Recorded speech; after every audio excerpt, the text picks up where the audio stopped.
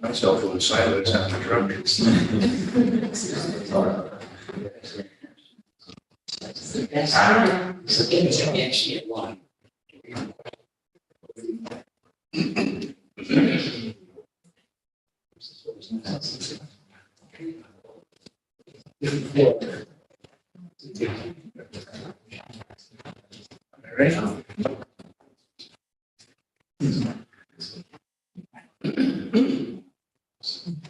Good evening, everybody. Welcome to the Monday, September 18th, 2023 City of Kingston Planning Board meeting.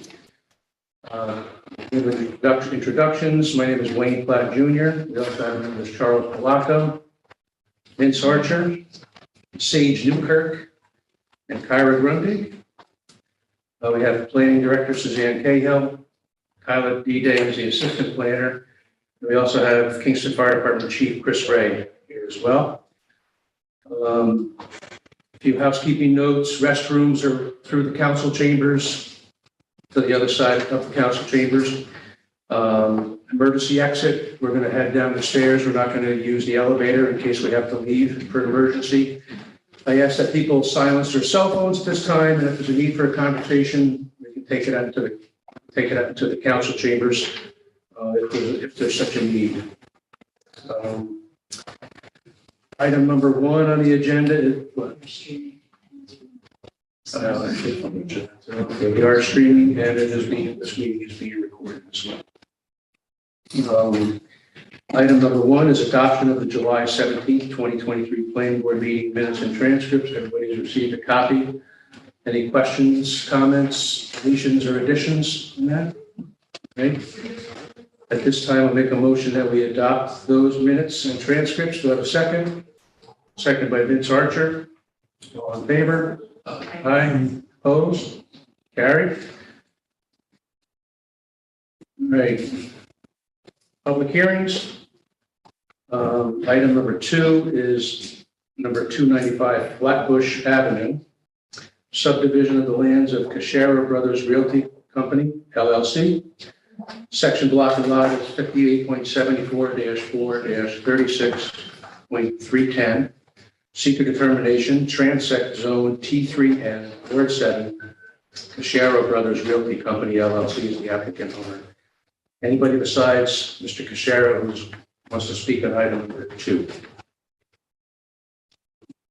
Okay. Come up. How are you doing tonight? Good. All right. Gentlemen, can you state your names for the record? Yeah, Paul Cashera. Frank Cashera Jr. Okay. All right. There's not much verbiage here, so this is probably pretty easy to explain. But tell us what you want. That's what you're looking to do. Yeah, so we have our property listed on Flatbush Avenue, and we couldn't sell it because nobody was interested in the lot. It is So- up on the screen behind you, so it's. Okay, so you can see where the house is, and then there's the paved parking area, which is the lot, and just nobody wants it. So we decided to bring the price down, we'd subdivide the lot, and then in the future, we could sell a lot and build a lot. So it was able to bring the price down. We're still in our selling property, but that's really the intent. So you're not going to be constructing any new No. building, you're just going to offer the lot for sale for Yeah. somebody to develop? Yes, Okay. that's it. So in the meantime, is there any, like, you're gonna have parking for the regular parcel there, or that's just? So there is parking, you can see right here. Yeah, This is paved for the garage. okay, So this is parking for the home, okay, yeah. yeah, So, and when we grew up, this is the house we grew up in. This was just a field, like an empty lot. We were Okay. kids. He's filled up with water, and we ice skate in the winter, or whatever, play basketball. But there was a little tiny parking lot here that my dad put a basketball court on. okay. Yeah, so.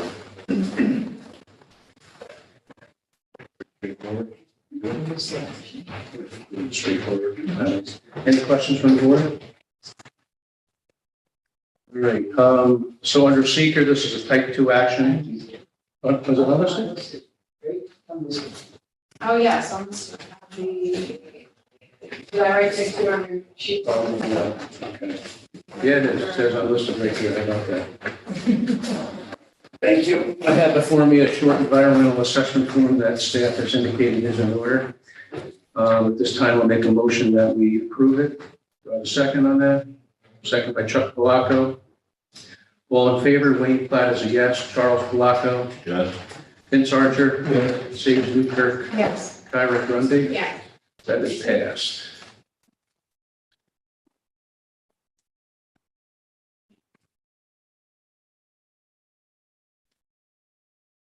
Okay, so at this time, I'll make a motion that we approve item number 2 with board policy 6. What else you have on there?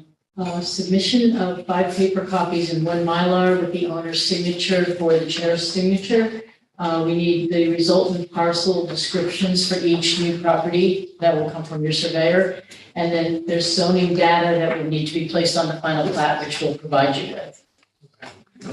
Okay, that is a motion. Do I have a second on that? Second by Sage Newkirk. All in favor? Aye. Opposed? Carried. Thank you, gentlemen. Thank you. Seeing you. Thank you so much.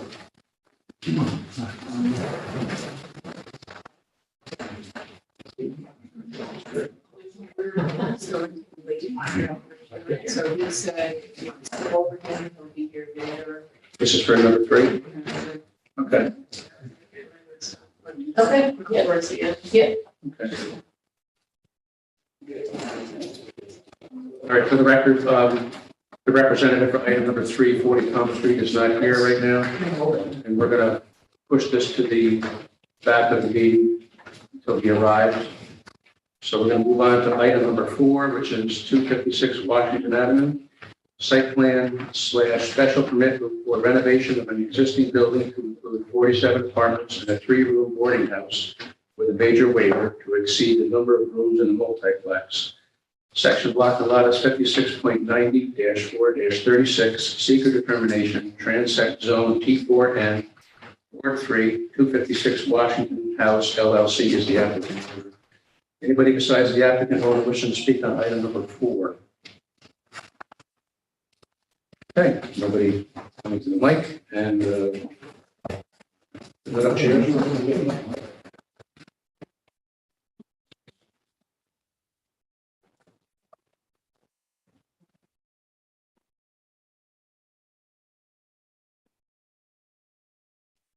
All right, so this is, state your names for the record, please. John Steinmeier. Daryl Hamler. Okay, welcome.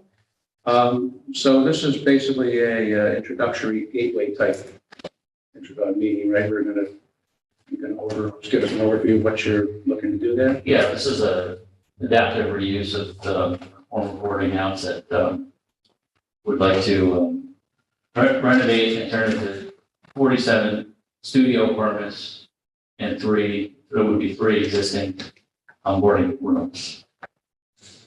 Okay, John, you're Basically a full. projecting back there if you need Okay. to point anything out. Great. Yeah, so the main building, which really consists of 3 original single-family houses that was combined years and years ago. And then there is another building in the back, which currently has 10 boarding house rooms in it, and we're proposing 1 additional boarding house room in that building. So that's going to 11 Correct. in the back. Okay.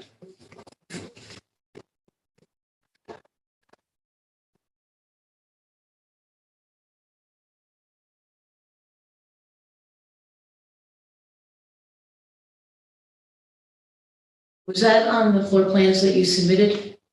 The 11th or the additional? It's, yeah, there's an overhead, yeah, it is, there's an overhead door, to That's- the garage right now, to a maintenance garage that we're seeking to add another.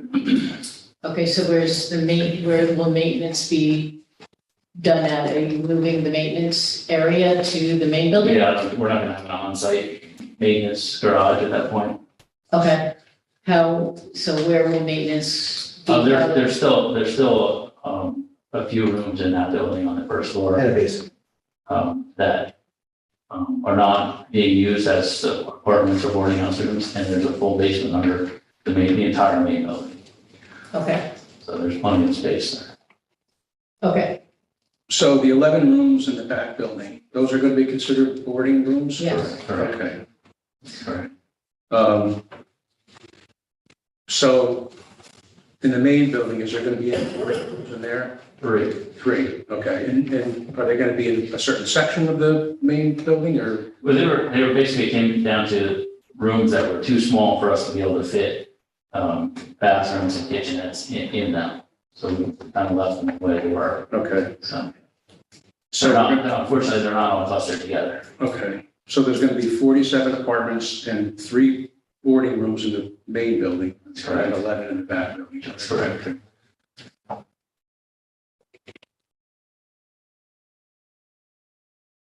Do you want to talk a little bit about the operations? You indicated that Family of Woodstock is going to be the managing Yeah, operator? yeah. Okay, So we're partnering with Family of Woodstock. They're going to have on-site support. We're building them an office in the main house. I guess, to the right on the plan. So they're going to have on-site staff to help, with the tenants, with maintenance issues, things of that nature. But they will be actively there every day. okay, so are they going to be doing any programming on site with any of the tenants? Is the idea to like do any, just kind of training or just? That's really on that, so there's different programs that I'm not gonna speak like I know exactly Okay, how their operations are, but to my knowledge, they have several programs in their umbrella that they utilize to help their support. And so I think some of them will have, okay, so you have a contract with them? correct. Okay. Can you provide us with a copy of that contract, please? Sure, absolutely. So will that representative, it'll be staffed 24 hours for, I think extended business hours, okay, but and on the weekends. okay.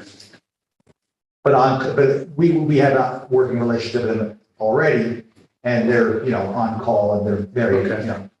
responsive and at the buildings.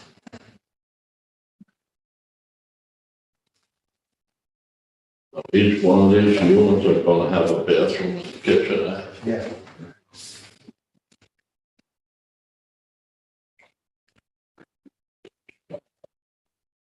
We have a whole series of notes in the packet. Rather than go through every single one of them, I think what we want to do, John, is to maybe get with you between now and the next meeting. Because there are some components that are required under the code that are missing in the application. You also have you have a major waiver that you're requesting, so you're gonna have to provide a little bit more detailed background and documentation for justification of that waiver. So we want to talk to you a little bit more about that. We need to discuss that tonight here, but couple other things, with the fire escapes. I'm sure you're familiar with, the code. Obviously, we're going to need those to be inspected and certified because you do have a 3-story structure there. Is the building fully sprinklered? It is. It is fully sprinkled? All levels, including basement and attic base. And does it have an alarm system in it, fire alarm system? It did, we have to resurrect it, I'm not sure how functional it is, but it did. Okay, all right. I think it was kind of quirky when it was in operation too, you know? Doesn't surprise me. Yeah. Yeah.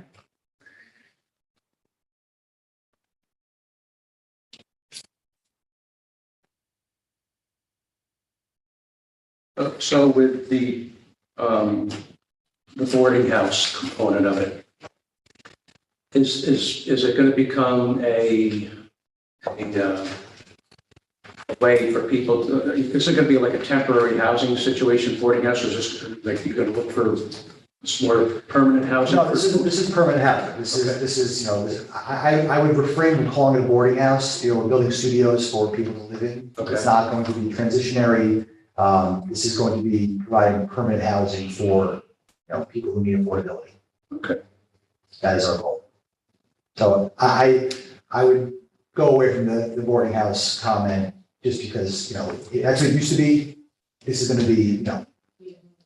For the way our code looks at it, it is Okay. classified a boarding Okay. house. But, so that was the other question, whether or not those other units with the kitchenettes would be considered, are they going to be transitional? So that's all going to be part of an operations plan that you're required to Sure. provide to us. So if it is looked at as permanent housing, that's fine. Yeah. It was a question we did have. Okay. So that's great. And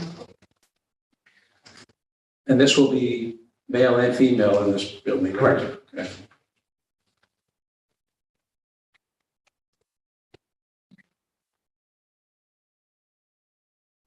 Floor plans? The floor plans are up on the screen.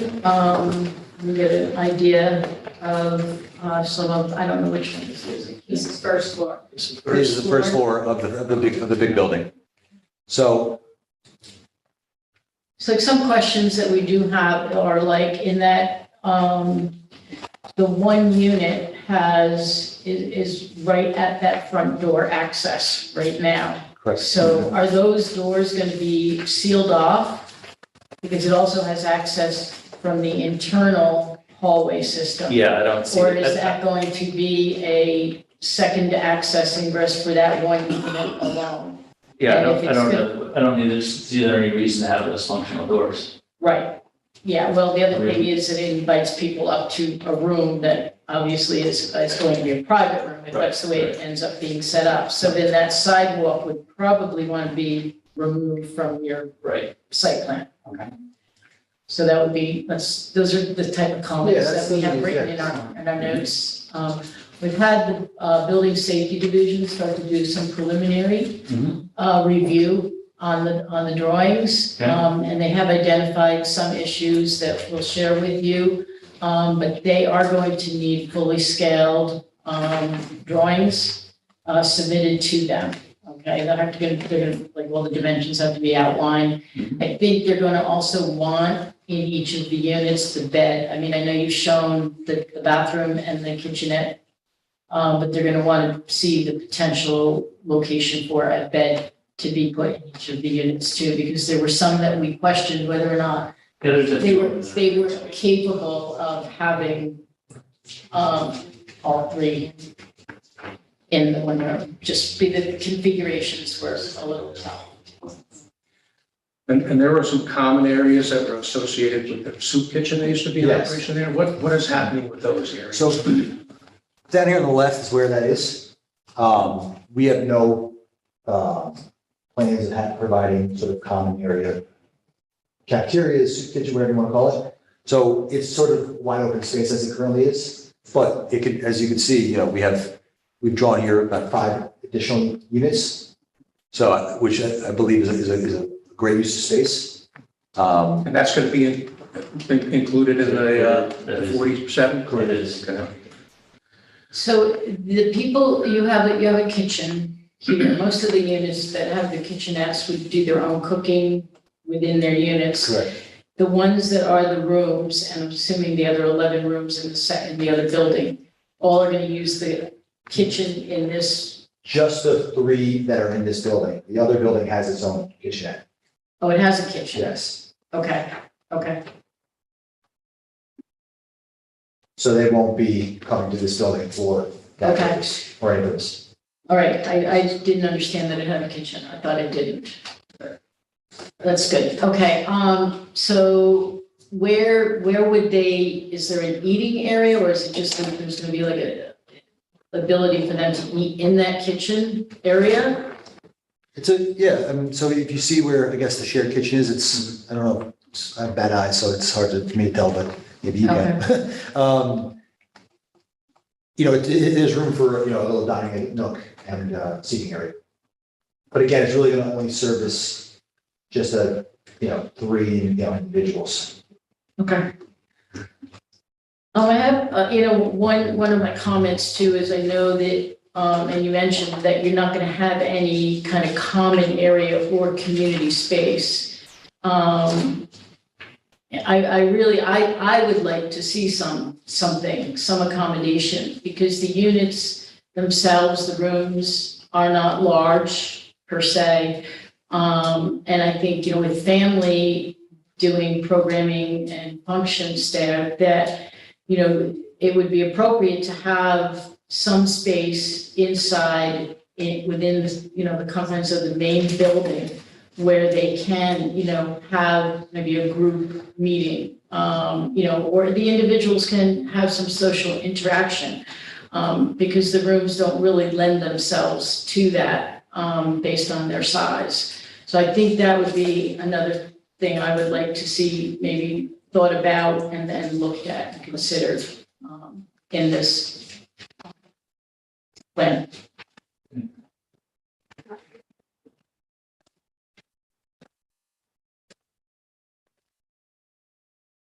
Anybody? Is this going to be subject to any rec fees? We have referred this project along with another project on the agenda at 80 Washington Avenue to the Rec Commission. It would be subject, and they are considering it. They met and they did not make a determination. They are looking into some additional information, and they will hopefully be making their decision in October at their October meeting. So by next month, we should have a recommendation from them.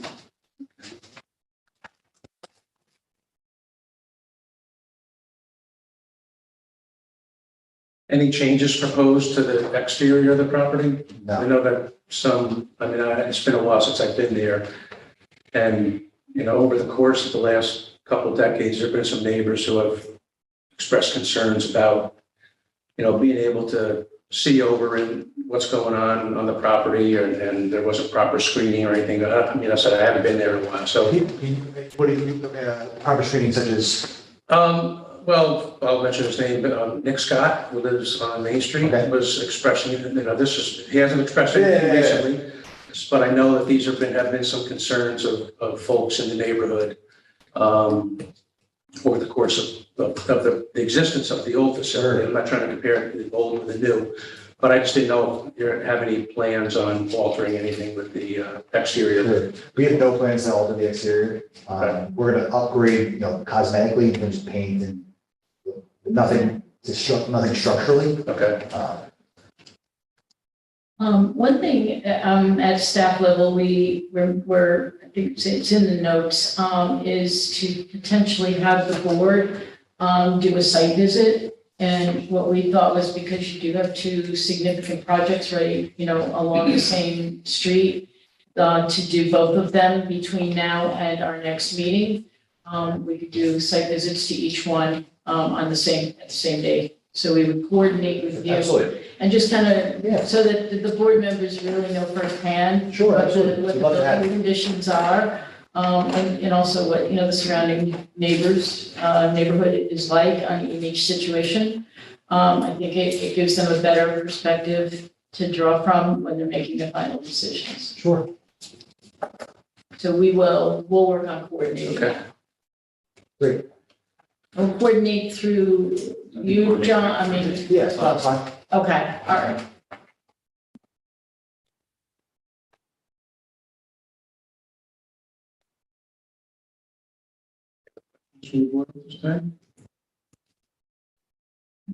Public hearing open. Because we get all the information in case, nobody comes to speak tonight, we'll just continue it. So we'll just do this time, keep the public meeting. Right, we'll send the staff notes to the applicant, and then we'll also set up a time to sit down with you guys and go through them. All right, thank you, gentlemen. Thank you for your time. So at this time, I'll make a motion that we table item number 4 and keep the public hearing open at this time. Do I have a second? We just identify that the staff notes will be sent to the applicant, and we'll send a meeting up with the applicants. The site visit with the board will be coordinated with them, and then it will be referred to the county for an advisory comment. Oh, that was just recorded, right? Yes. What, we're including what she said as part of our notes for the tabling. So, Kyra was the Okay? second on that. All in favor? Aye. Opposed? Carried. Okay. Jamie? Thank you. And would you like to say so? Like this? No. All right, moving on to new business. Item number 5 is number 80 Washington Avenue. It's a site plan for renovation of an existing building with addition of a second story to establish a total of 37 apartments with major waiver to exceed the number of rooms in the multiplex. Section block and lot is 56.107-4-12. Seeker determination, transect zone T4 and Ward 3, Place 96, South Elliott LLC is the applicant. So the records show that Mr. Scott Dunn and Ms. Nan Potter are here. How are you? Good evening. All right. So this is a preliminary introductory session here today for what you've got going on. So we're going to have some stuff up on the screen behind you. Sure. You want to start off?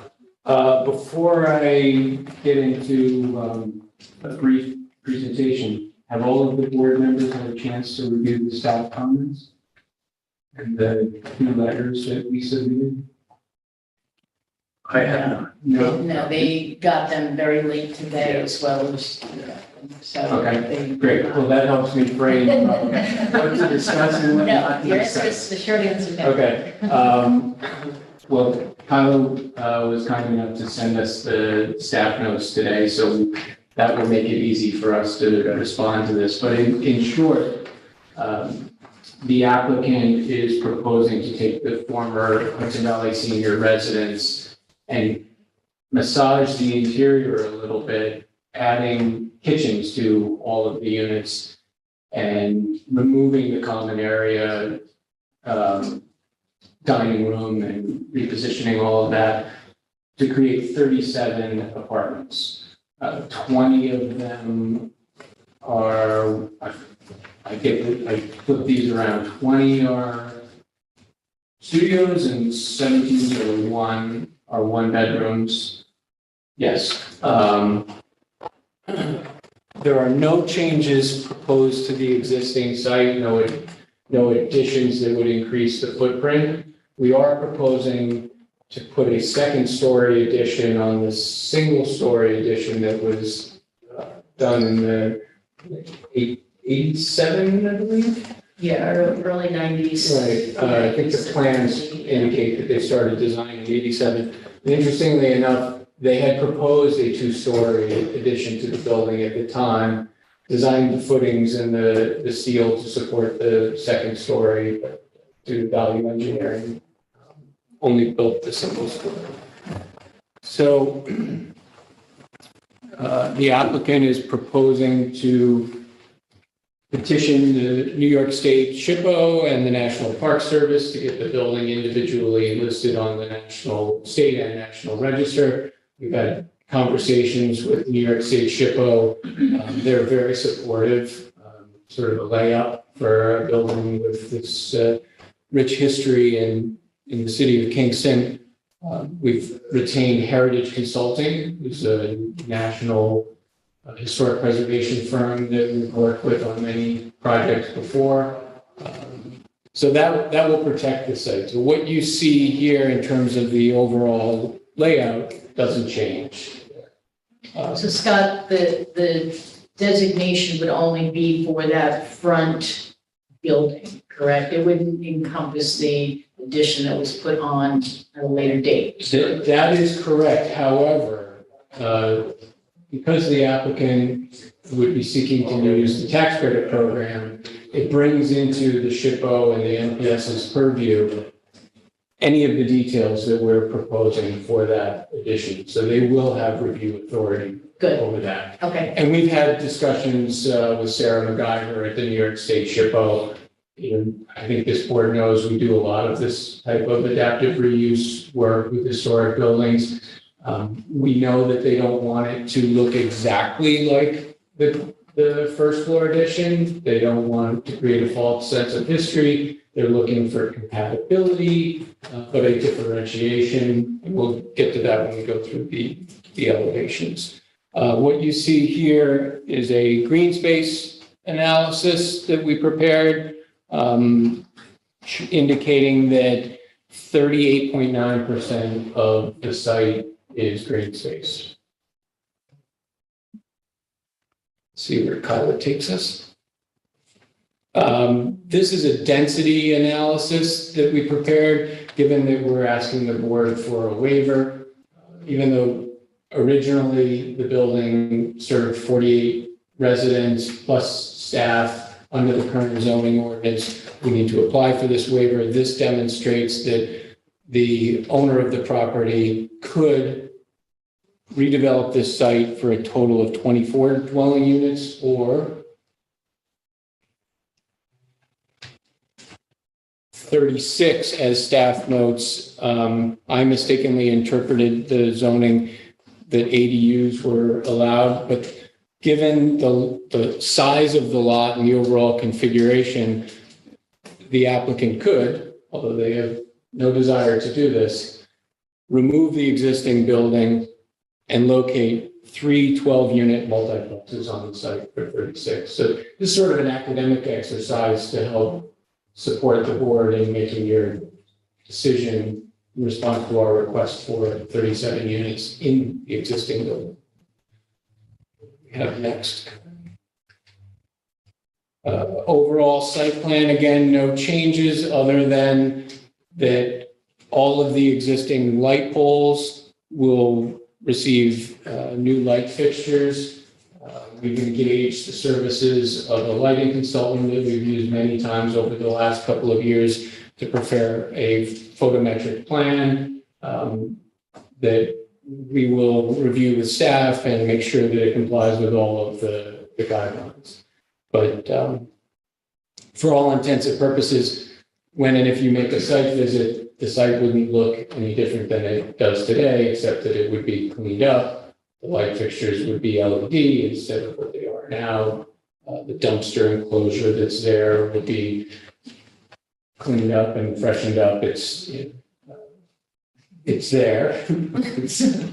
Scott, if you want me to skip ahead to propose, I think these are. Yes, please. Thanks, Kyla. Yeah.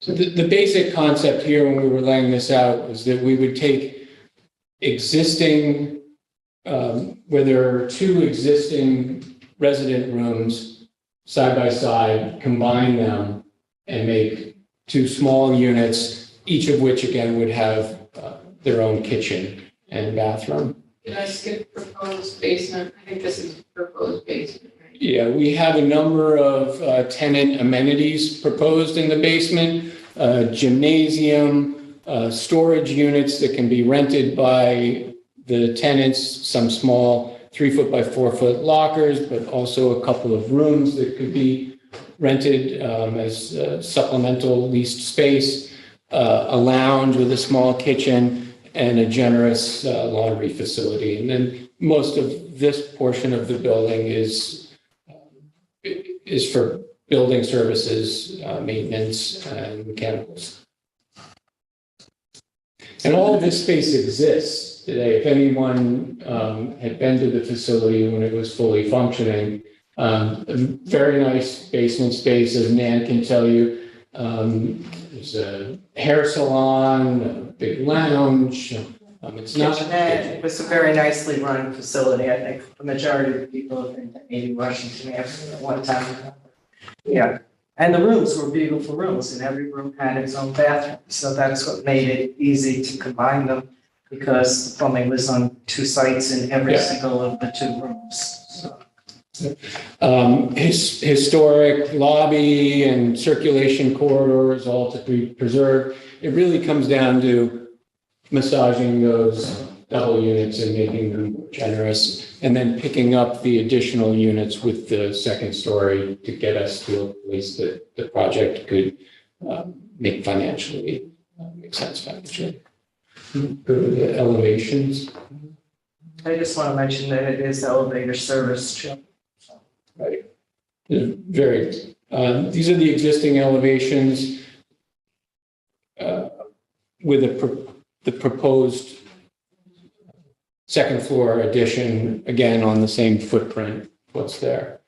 In terms of the materials, we haven't fully settled on that. We have to have another conversation with Sarah at SHPO. We have a sense of where she wants that to go, but by the next meeting, we'll share with the board. Are you thinking of something other than a brick? Correct. Exterior, something? Okay. Yeah. Preliminary conversations, she said very clearly, we don't want you to try and match that Yeah, existing brick. So, what we are intending to do is to pick up some of the cornice lines and details and string those through the proposed addition. Obviously, the fenestration is a little bit different.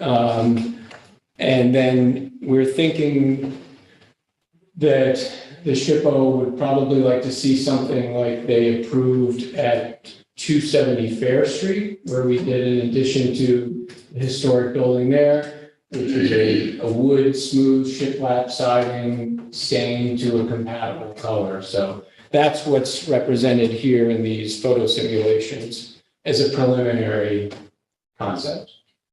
so those exterior porches on the second floor of the front, how are they gonna be, will they be for the general population, or are they gonna be limited use by certain individuals? They belong to individual units. Okay, So what we're trying to do here is, with the mix of studios and ones, is create a variety. So you obviously will have a blended population here. There are people that really only need 300-400 square feet of space, but there are others that might be willing to pay for a larger one-bedroom unit that has the porch. okay.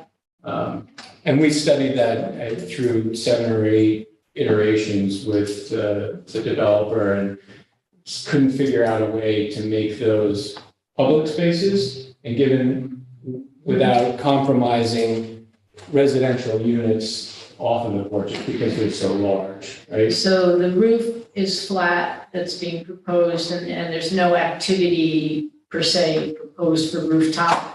Okay, Correct. And since you bring up the roof, I am happy to report that the developer has agreed to remove the chiller, install all new HVAC with 1-to-1 heat pumps. So that question that we've been discussing through several of our preliminary meetings has been answered. So I can also report that per Sue's suggestion, the developer sponsor met with the property owner of the historic stone house on Wall Street. I should clarify, Kevin, lengthy conversation with the owner, and who expressed no concerns other than that the chiller was noisy. And Charles said, well, we're going to be removing the chiller. So. we also talked about a pedestrian access. Right now, there's just vehicular and access is really only to the Washington Avenue side, but we had Yep. talked about doing an opening out to Wall Street for pedestrian only. Correct. I think if you go one more column, or maybe past the study. Yes. Right, Per your suggestion, we have indicated a porous paver sidewalk out to Wall Street. the back corner.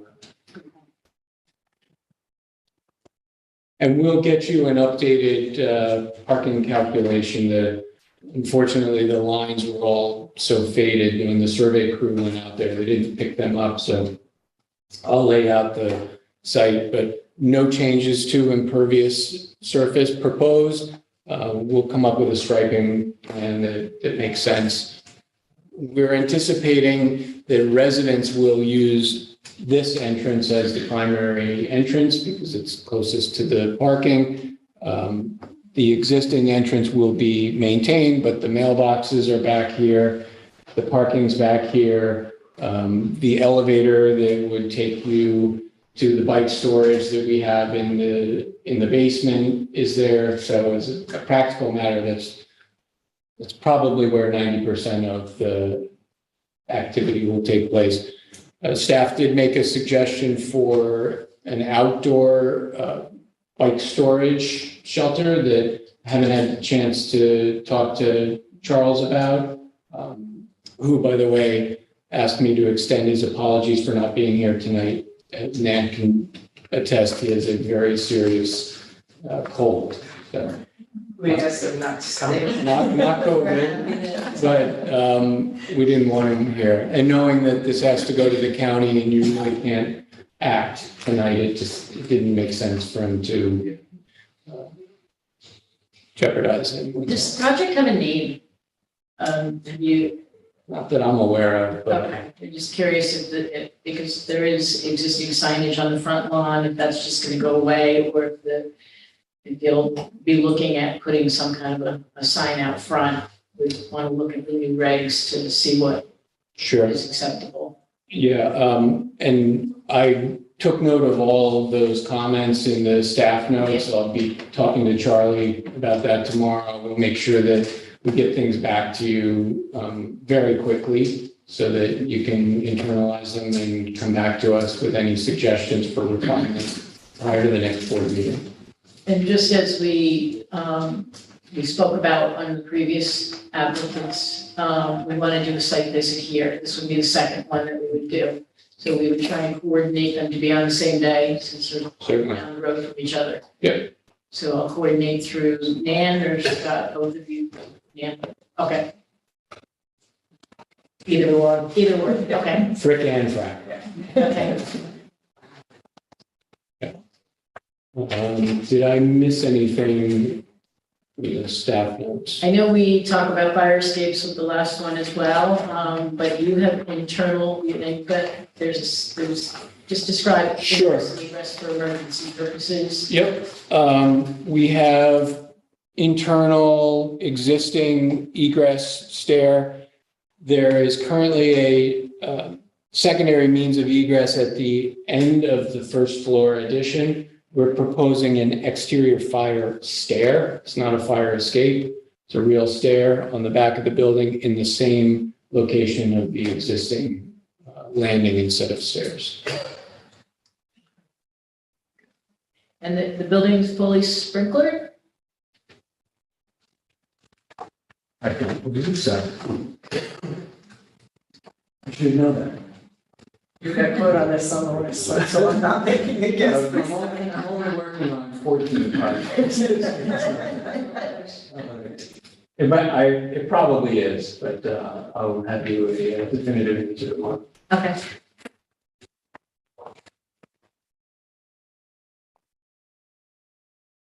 Members have any questions? On this one, I don't know if you had a chance to review it in the notes. The owner has committed to 15% affordable and 5% workforce housing. So you'll have 20%, and it'll be divided up. So what we'll want to have are the exact numbers of units, because obviously the 37 doesn't break down easily. So we'll just get your- identify that with the final resolution. And we understand that that should be blended. Yeah, that's agreed.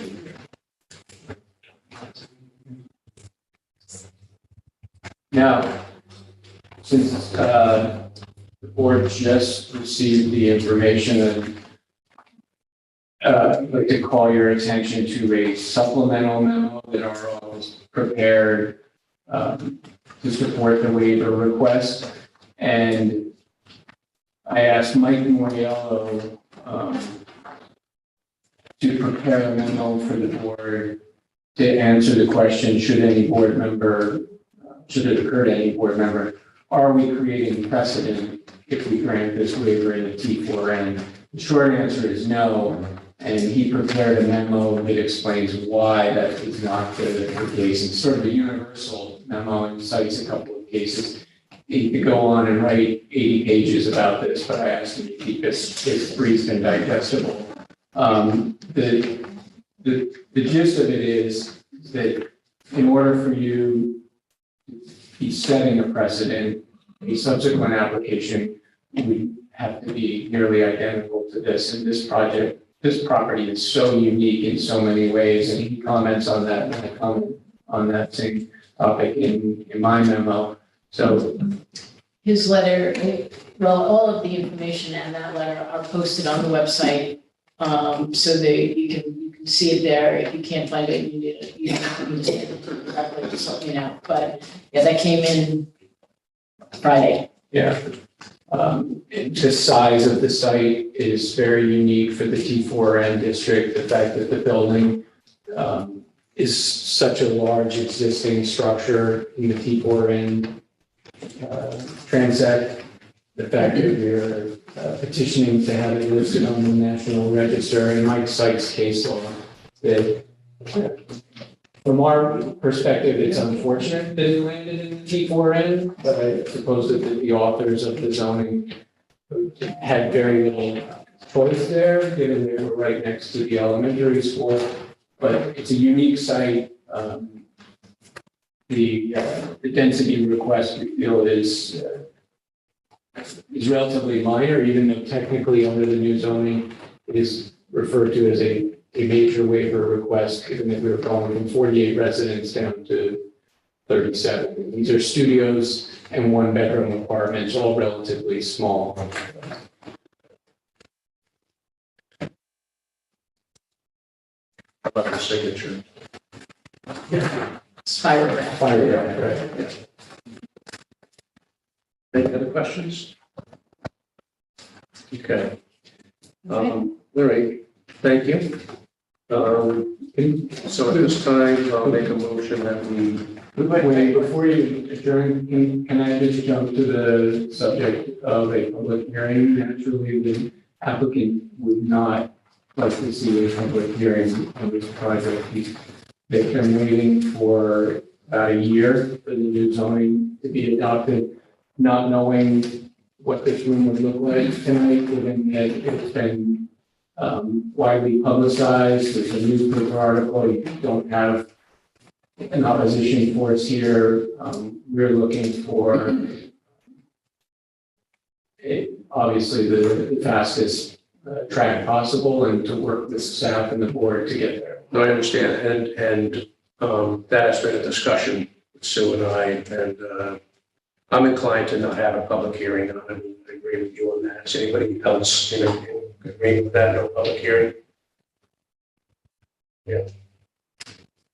Okay. It's not required, but you understand that if the public wants to submit a comment, they can always still submit a written comment to the board, and that would become part of the record. I mean, that is always an available option. It's not like you're excluding the public from making any submissions. And we may, or and statements. we may do some submissions on this too, so. You might, yeah, My understanding is that nothing is coming thus far. nothing, no. Okay. Okay. I appreciate it. Thank you. All right, so at this time, I'll make a motion that we, what number is this here? Table item number 5. Who wants to read that here? Referral to the Ulster County Planning Board, staff notes to the applicant, and we'll review with you as necessary, and we will set up a site visit with the board. Great. Thank you all. Thank you, folks. Well, that's a motion. Oh, yes, second. Second by Chuck Palaco. All in favor? Aye. Opposed? Carried. Thank See you you. soon. Thank you very much. Okay.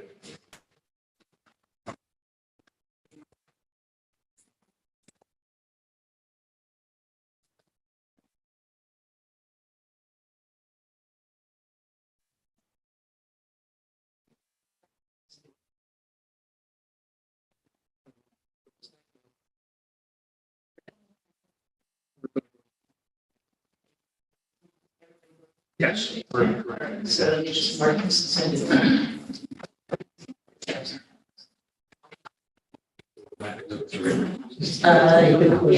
Yes.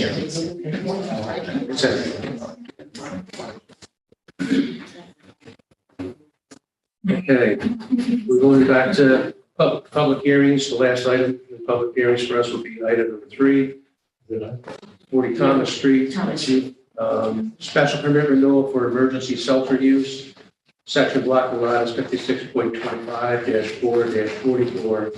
Secret determination, transect zone T5F, Ward 5, Family of Woodstock is the applicant owner. Anybody besides the applicant owner wishing to speak on item number 3? Okay. Recognition of Mr. Michael Berg is here. How are you, sir? Good. 7, 6. Just wait for the time here. That's all.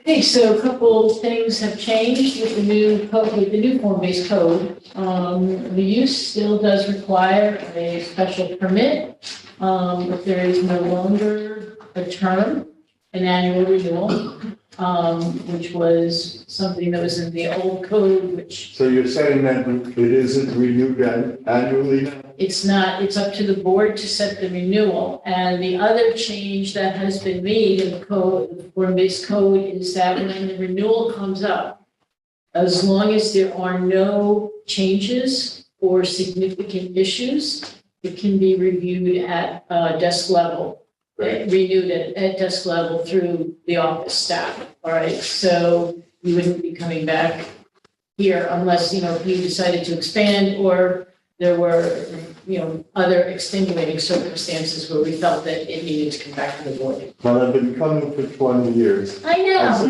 What are we gonna do? We can't find any issues with it, so, I will say that the agency received a grant of $250,000 from OSHA. The people that funded the original project to upgrade, we replaced the furnace, we replaced the roof, we put a ventilation system in, we replaced the back fence, we're gonna replace the front fence. I don't know if that constitutes a change. We didn't change the function and we didn't No, add it's anything, but a thought use that, permit, so it's based on the use, and obviously, if you put a large addition on, or if you put another story on the building, that would come back here. Right. So we haven't. But your really numbers, simplified your that. numbers haven't changed, you're No. still, okay. It's 19 and 27.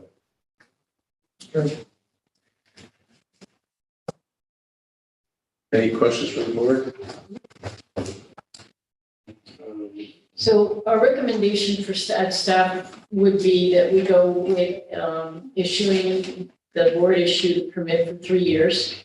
Okay, and that after the term of the 3 years, it would come, you would renew through the office, provided there isn't any extenuating circumstances. All the original conditions would be carried forward, and you understand that you do need to come back to the board if there are changes. That's fine. The board is comfortable with that 3-year term? Okay. You do have to do secret first. And, well, under seeker, it's a type 2 action, so no further review of the board is required for that. Any other questions? Great. So at this time, I'll make a motion that we approve item number 3 for a period of 3 years. Now, with renewal to go back to the planning administrator for the form-based code, all original conditions are carried forward, and any change or expansion will return to the board to amend the permit. As a motion, do I have a second? Second. Yeah, Sage has a second. Keep waiting for Robert to throw it. All right, so all in favor? Aye. Opposed? Carried. Thank you. Thank you, Michael. Good seeing you again. You're gonna stay there. That is, he's in us with you, right? Okay. I think we had 3 items. All right, all right, old business. Do I have to read this note into here?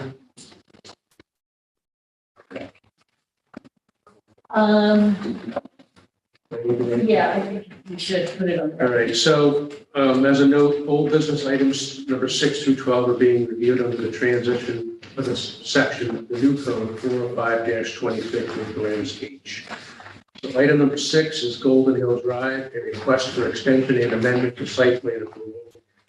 Section block and lot is 56.40-1-19.310, seeker determination.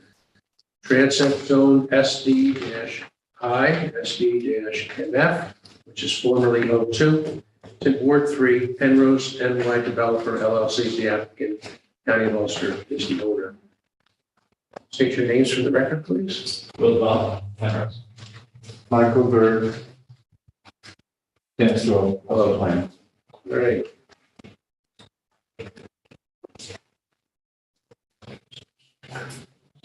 Sorry.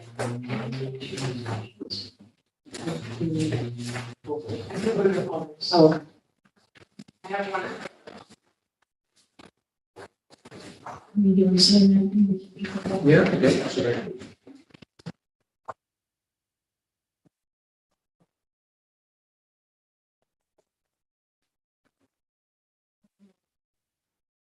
So, Will, do you just want to just give an overview of what you are requesting, a copy of your letters and the staff notes? And we also have a draft resolution in your packets for you this evening. Project was approved back in September of 22 with a series of conditions that were attached to it. There have been no changes to the project itself. It stays the same and is moving forward. The applicant obviously had a year to initiate the work and construction. So that's what they're requesting, another extension of 1 year, which the board, we're recommending the board grant. They do state though in the letter that they are looking at starting construction late this year, early next year, which is a good thing. Dennis, do you want to talk about where the county is with the gate? Because that's the second half of the request. Sure, thank you. The county has engaged a consulting firm to do the design of the gates. We provided some initial designs to the city for that gate design and have been doing the outreach with all of the necessary individuals. Make sure that we don't run afoul of any of the first responders in terms of that. That gate is designed for the gate to be an acoustic sensor on the gate with a override to be determined. It will default to an opening position if the power goes out. But the acoustic sensor will respond to sirens so that it would open automatically on the siren. If that fails, that's what we're struggling with right now. The idea is that whether it should be a keypad to get in or some sort of a transmitter to get in if it fails. The other thing we're looking at is just a swing on with respect to that. We've coordinated with the city's engineering office, the city fire folks. We've reached out to the ambulances and to the nursing facility. And so the county has every intention of installing that gate as soon as design is completed. There is a resolution in front of the legislature to establish the capital project. So once that happens, that will be passed tomorrow night. Hopefully, it hasn't had any opposition in committee. So when that happens, we'll be able to move that forward. And Will, do you want to talk about the project itself and Yeah, how it's good to see everybody again. Thank you for having us here.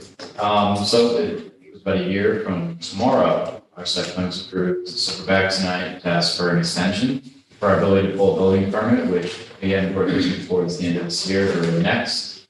So we're here more on, I guess, procedural grounds. That's a little bit more time, so it's a timeout. And the other request again was to modify one of the requirements for that building permission, which was an operable gate. That timeline for the county, I guess, is just a little bit further, but as Dan just mentioned, it's on track. The design is substantially complete at this point. We'll have it operational in months to come. Design is pretty much complete. We're about 90%. Getting final pricing in, and we expect to have our building permit request in the department in a couple weeks. Great. So things are That's good. one of the things that staff did make a note out is that the letter, in the letter of requesting, with the regard to the emergency gate construction, they were requesting that it be in place, by the time the certificate of occupancy or before the certificate of occupancy, whether it's temporary or permanent, be issued. And we felt that we didn't want to have it listed that way. We felt that we wanted to continue a firm kind of a deadline to keep the project moving forward. So we're recommending that that be extended for 1 year as well. So they have a 1 year limit. Certificate of occupancy could take, 3 or 4 years. So because it was an issue that was brought up by the public and at staff level, we thought that it would be important to keep a firm date affiliate. So that would be the only change, and the resolution identifies it as such. They also did include a construction logistics and trucking plan with the letter. And so we are in agreement that that should be attached to the resolution. So we're going to attach that, and it's referenced in the resolution as well. So if you read the resolution in your packets, if you have any questions, it's pretty straightforward. It's not as lengthy as the original one. It's not as lengthy, but it references the original. Right? Any questions? Okay. That's it. Ready to go for the resolution? Yeah, Yes, thank you. that's what I'm looking at right now. Okay. All right, so under seeker, this is a type 2 action, so no further review of the board is required on that. At this time, I will make a motion, well, I'm going to read the resolution first, and then we'll make it, I have before me a resolution of the City of Kingston Planning Board extending and amending the approval of the site plan for Golden Hill Housing and Special Use Permit for Daycare Center at number 63 Golden Hill Drive, Kingston, New York, 12401. Section block and lot is 56.481. 40-1.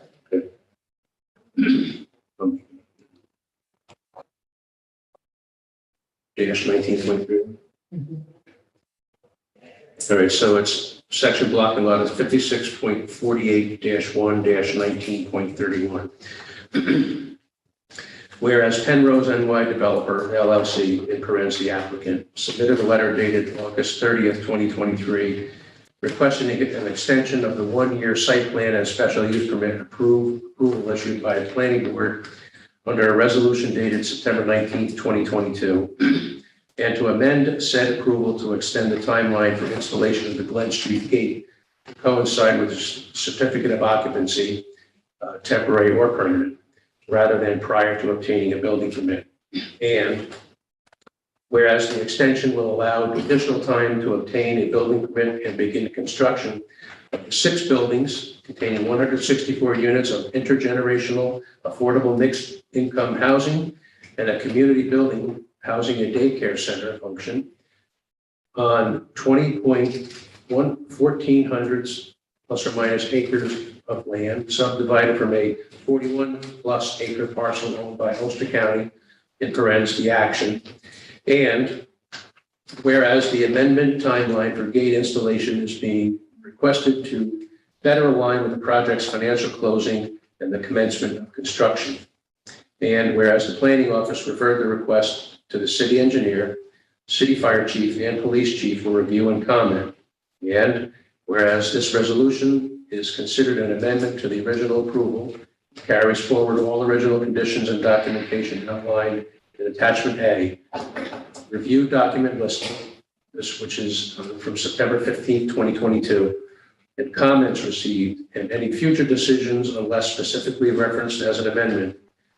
Now, therefore, be it resolved by the City of Kingston Planning Board as follows. Section 1, the Planning Board, after full consideration of the project, hereby grants the applicant's request to extend the approval for a period of 1 year to expire on September 18th, 2024. Section 2, that the planning board believes it to be in the best interest of the public to set a firm date for the completion and activation of the gate, and hereby authorizes a 1-year extension for the gate to be operational. Section 3, that the construction, logistics, and trucking plan as submitted with the applicant's request as Exhibit B is hereby accepted and made part of this amended approval. Section 4, that this resolution amends the original approval and all other original conditions noted in the approval resolution dated September 19th, 2022 are carried forward with this amendment. Oh, yeah. Yeah. Section 5, approval of the board does not eliminate the need for obtaining the appropriate permits and approvals from other boards, commissions, departments, and relevant agencies. Section 6, that this resolution shall take effect immediately. This time, I'll make a motion that we adopt this resolution. Do I have a second? Second by Kyra. All in favor, roll call vote on this? Okay, all in favor? Wayne Platt is a yes. Carlos Polacco? Yes. Vince Archer? Yes. Sage Newkirk? Yes. Kyra Grundy? Yes. That's approved. Are you using this one? Nope. Okay. Please. And let the record show that Assistant Corporation Counsel Matt Janikowski is here at this time.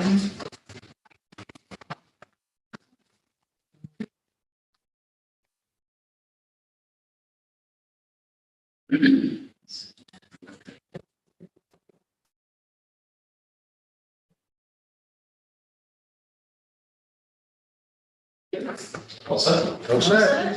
Thank you very much. We're all tourists, what do you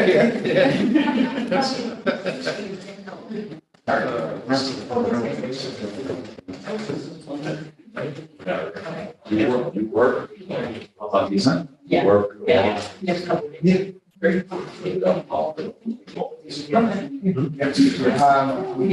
warning, I guess, we would like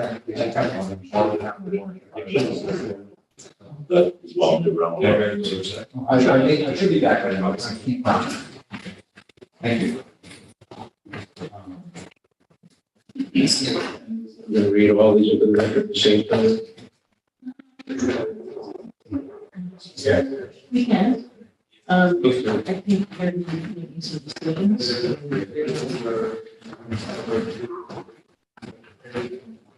Like this evening, that's fine. Maybe this will be the last time. All right. I'm going to be reading items number 7, 8, 9, 10, 11, and 12 into the record at this time. Item 7 is 24-26 Hunter Street and 33-35 West Union Street, lot line deletion of the land of Union Churchill LLC. Section block and lot is 56.43-3-9 and 56.43-3-10. Seeker determination, transect zone T5N, which is formerly RT, Ward 8, Union Churchill LLC is the applicant owner.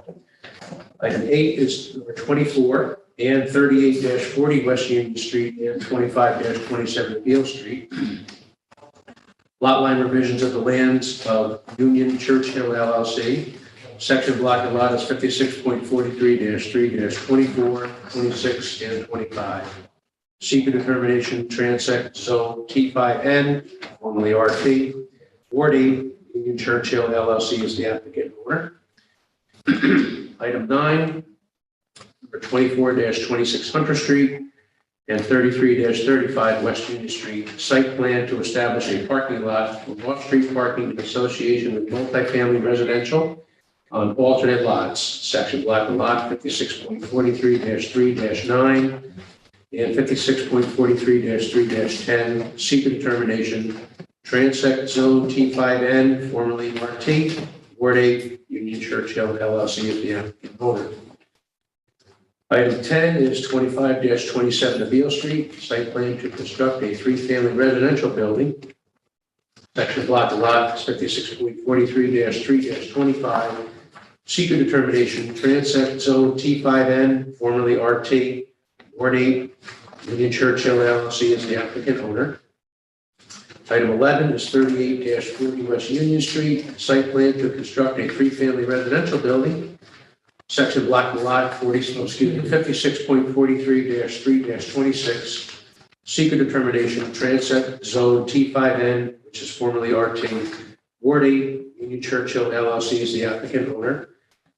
And item 12 is 24 West Union Street, site plan to convert an existing building to a three-family residence. Section block of lot is 56.43-3-24. Seeker determination, Transit Zone T5N, formerly RT, Ward 8, Union Churchill LLC is the applicant owner. State your names for the record, please, again. Good evening. My name is Joseph Menudo, Menudo Architecture. I would admit Stephen Japhet on Avalanche. And we're here to hopefully find final approval from the board for these projects. Okay. There's been a lot to digest over the last. Yeah.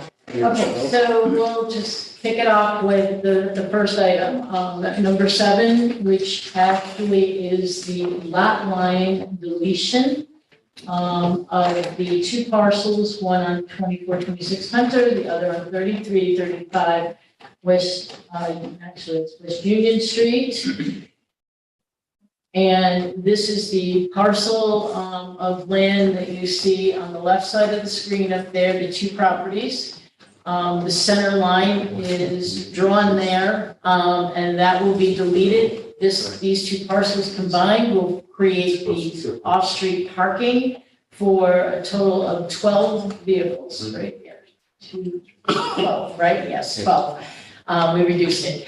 And the center area will be a green space, and we'll get to the site plan for that in a little bit, but this first one is effectively just the lot line deletion. What we would like is for the board to approve the lot line deletion with the conditions that they work on a final plot map to be developed with their surveyor, with the information as we need it to be filed with the county. And then they provide us, once we have that, they provide us with the correct number of the Mylar and the 5 paper copies, the resultant descriptions, and also signed by the owner and the easement. This is actually part of an easement document that was submitted earlier today. And that our corp counsel is going to have to be reviewing as part of all of there's multiple cross easements. Obviously, this is a parking easement is involved with this because this parking is for 3 separate parcels on the opposite side of the street. So there's a lot of moving parts to this entire project. But what we would like is that conditional approval from the board for the lot line deletion, and then we'll take it from there at staff level and move it on to get. Can we just go it item by item down Yeah. and approve? That's probably the best way to do it. I Yes. think. Okay. That sounds good. Let's so that's just outlined and illustrated. Okay, and you're going to read all that directly again, by the way. Right? So Yeah. all right, so no further questions on that. Under seeker, this is a type 2 action, so no further review of the board is required in the seeker. So at this time, I'll make a motion that we approve item number 7, which is the lot line deletion. Okay, so the final map for this will be worked out with staff and the surveyor. They'll submit 1 Mylar, 5 paper copies with the original owner's signature for the planning board chair. The result parcel descriptions will be submitted with the full easement descriptions and the agreement as approved by the corporation council and staff, and the easements will also be filed with the maps and recognize the filed map. Okay, that is a motion. Do you have a second on that? Second by Charles Palaco. All in favor? Aye. Opposed? Carried? Good. All right, and moving on to item 8. It's another lot line revision. This is a lot line revision, and this deals with the parcels on the opposite side of the street. Joe, do you just want to kind of point to how the there's lines being adjusted here? You're starting with 3 lots, you're ending with 3 lots. Yes. But the property lines are adjusting to make the new construction Footprint of it? capable, and then also to work around the building limits of the existing structure that's there. Okay, so right now we have these 3 lots. We have made some adjustments here. You'll see how it jogs back and then comes forth. This is directly around the building. Right now, it's just a straight line that comes through. We also have another straight line that comes through here. Our intent here is to make these conforming lots. So we have minimum 6,000 square feet on each lot. This is 6,000, this is 6,030, and this is 6,759. And we basically used the amount that we needed. This is solving a lot of problems in the meantime, because this addition was originally built over the lot line. So now by correcting these lot lines, we now have conforming lots. We don't have any buildings over the lot lines, and it brings us into compliance. That's the purpose. Good.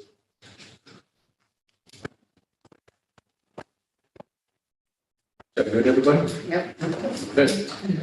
Under seeker, this is also a type 2 action, so no further review of the board is required there. At this time, I'll make a motion that we approve item number 8. Sue's going to illustrate the conditions. She's still writing.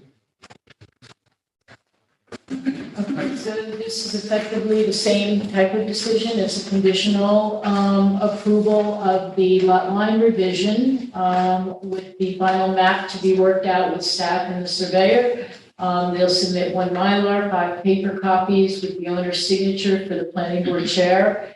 And the signature resultant parcel descriptions will be provided with all the easements in the easement agreement approved by Corporation Council and staff, and file the easements along with the maps. So that is a motion. There's a second on that. Kyra Grundy with a second. All in favor? Aye. Opposed? Carried. So I'm passing both of the subdivision decisions around to finalize. Okay. So now, Which is the more logical one to go to the next division. We'll keep going this item by item. item number 9. Okay. Right, which is the, back to the parking lot parcels. This is the actual site plan to establish the parking lot. So there are some questions that you'll see in the staff notes that we want to go through. But just so that the board understands, there's multiple maps that go along with this project. Some of the maps are incorporate all 3, are involved with all 3 properties. Some of them are site specific to either the church or the new construction building. So what we did was we listed all of the plans with their associated dates that were submitted here under item number 9. I don't know that you need to look at all of them. We can go through them. They're all electronically available. We did have a question though with the electronic submission that we got, packet we got from you. It seemed like there were 2 duplicate copies of the A4 and A5, which would be the proposed north and south elevations for the 6-family townhomes and the proposed west and east elevations. One set of the drawings had a 5/18/23 date, and the other set had the submission date of 8/30/23, which was the whole packet. So we couldn't identify any differences, but they were both in that electronic pack. So I don't know if that was just an error and the older version should have been left out, because the newer version didn't have wasn't a revised date, it was just a date. Both of them were just straight dates, but I couldn't tell if there was any difference. No, there is not.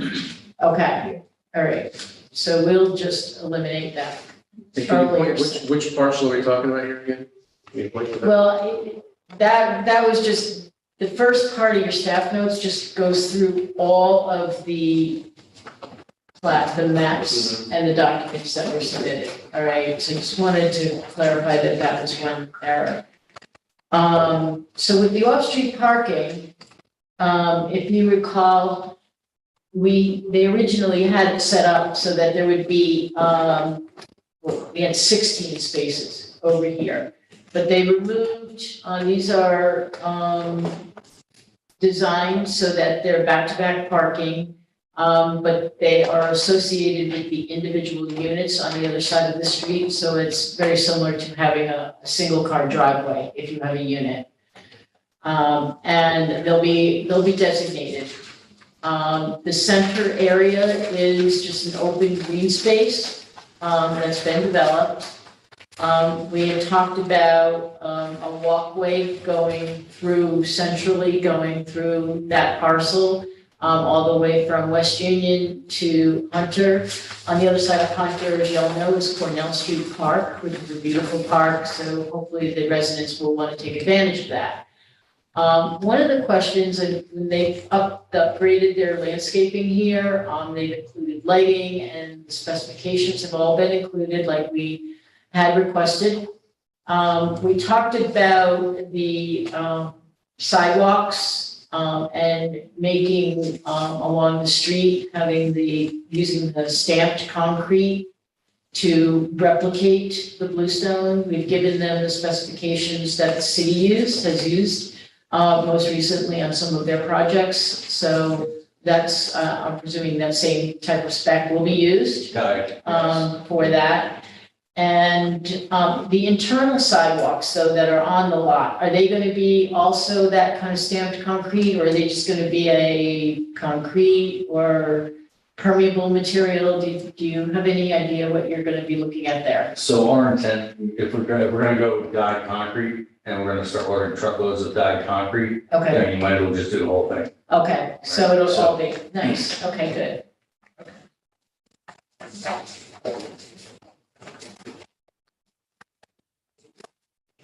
That'll keep the whole thing in a historic theme for the faux bluestone, if you will.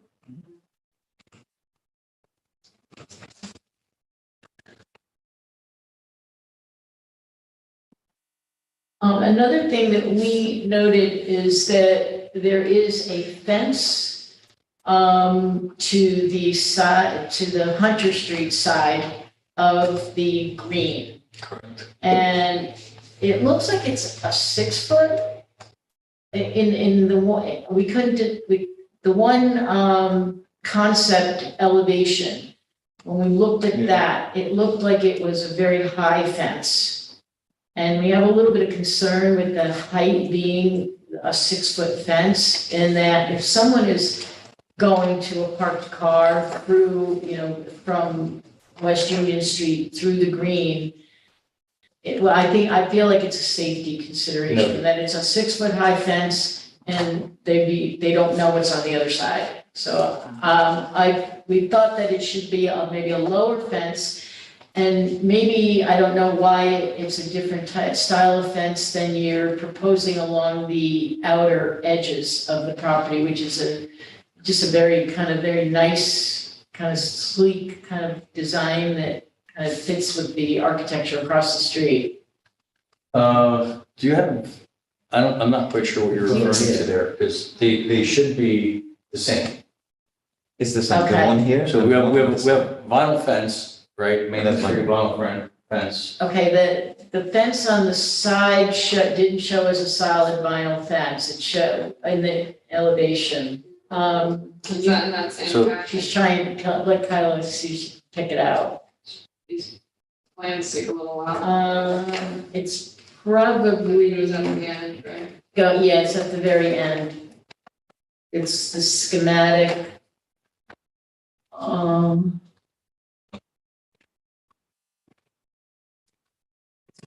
Right, see, there you have that Oh, that one's. that style fence on the side. And then in the one schematic is showing, So thank you. So I think it was a and then misunderstanding. you have that there. Yes, so the side fence, the existing side fence was chain link. So the rendering in this particular thing is off. So the vinyl fence is as it should be. However, that vinyl fence should be at a 4 foot level, not a 6 foot level, matching the side fence on the left, which is chain link. So please forgive the rendering on this. Okay, These two fences, as well as the enclosure fence around the totes, are all the same, so it's all in keeping. Yeah, that's pretty much the way it's going. Okay, So please disregard that. It is noted correctly on the plan as the brown vinyl fence. okay, so it's gonna be brown, 4-foot height, Correct. brown vinyl. Yes.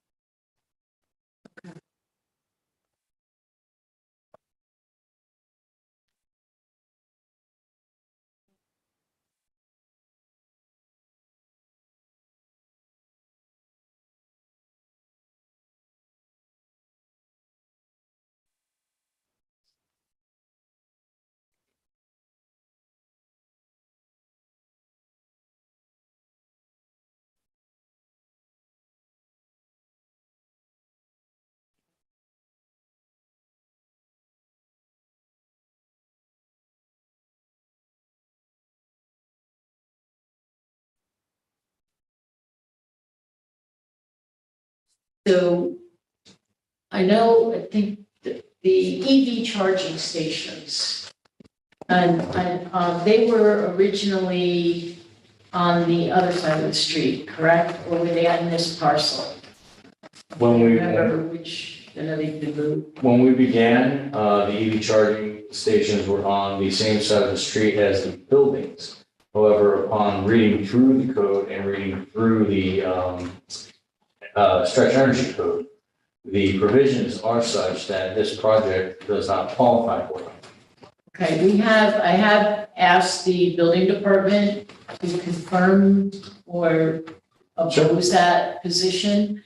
And just from a planning perspective and knowing, the style of building and the type of unit that you're proposing there, I'm thinking that it might be more effective and more appropriate. You don't have to put the actual charging station in, but putting in the supporting utility infrastructure, putting that in place. Which So would be- that at some time in the future, I mean, if the tenant wants to, I mean, then it can be negotiated, but you don't start tearing up a new, a property to put, the utility connection in for them. Right, so our original intent, and even with respect to the stretch energy code, there's no provision or requirement to put an EV charging station in. What there is a provision that states that you make it available.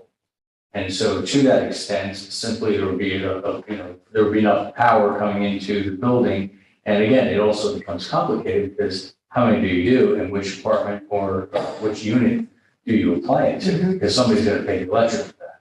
So it all comes down to that piece of time. And then again, you're reading through the stretch energy code, and myself being code certified as well as my code certified people, reviewed it to state that it doesn't apply because of the size of the project that it is. And it's to that extent that it makes it very difficult to even consider putting in the other piece of it, the component you had suggested, because who would use it? Which building do we make it go to? Okay. Well, we're gonna obviously we'll defer to our building department to confirm that. So I'll put that on with I'll put that on with the decision as a condition for the new construction, the buildings with the new construction. I believe I said that, Yeah, you did. the code. This for is the you. code, yeah, you did.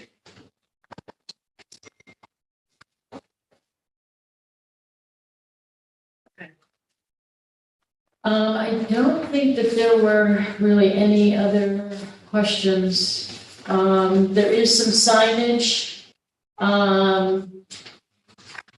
that's been posted, proposed for the side of the street with the parking, just basically indicating that's private parking. Just to, give warning that it's restricted use. Other than that, we don't have any other questions at staff level. I don't know if board members want to ask any questions or need to look at anything for this. As far as the stormwater for all of the properties, and we'll probably put this on the comments for the new construction. The engineer is looking at a possible waiver of the requirement for on-site stormwater, given site constraints and considerations, but he has not reached a final opinion yet. So that would be a condition that he's satisfied and signs off on that. I talked to him today and I couldn't get a final answer out of him, so. Fair enough, I believe that was worked out between He the was talking engineers. to Labella, Okay. yes, and he had some information back from them. So he's obviously been working on a bunch of other infrastructure issues, so he knows it's there and there, so he's looking at both that and the performance bond cost estimate, which will Right. also have to get his final sign off. So for the parking lot, a condition of that should also be the engineer's final sign off on stormwater and the bond. Sue, did you want to talk about the refuse and the layout stuff of those, or is that? You have, I think you already had conversations about the garbage area and the layout. or something. Maybe we want to move that to item 10. Is that part of the building, sorry? If it's on the other side of the street, right? Yeah. And so I just have a question with regard to just the phrasing of this, to establish a parking lot. Technically, it's not a parking lot. There are parking spaces for the residents, it's just as a driveway. So it's more like green space, some drive areas. I don't want to get mired into detail on it, but I think parking lot has its own specific definition that this does not. Okay. Okay. What's the primary use of that? Yeah, it's parking area. I mean, With green- it's a green recognized, space it's area recognized with that. driveways. Because each one of these is a Well, driveway. they're not individual. I mean, you'll dedicate them that Correct. way. And that's fine, if that's how, and that'll be set up in the easements agreements. But we have to look at it as the whole parcel. So the whole parcel is a parking area, it's a parking area. Fair enough. And how you divvy up the usage of it that's up to you. It's a little bit, Yeah. different animal.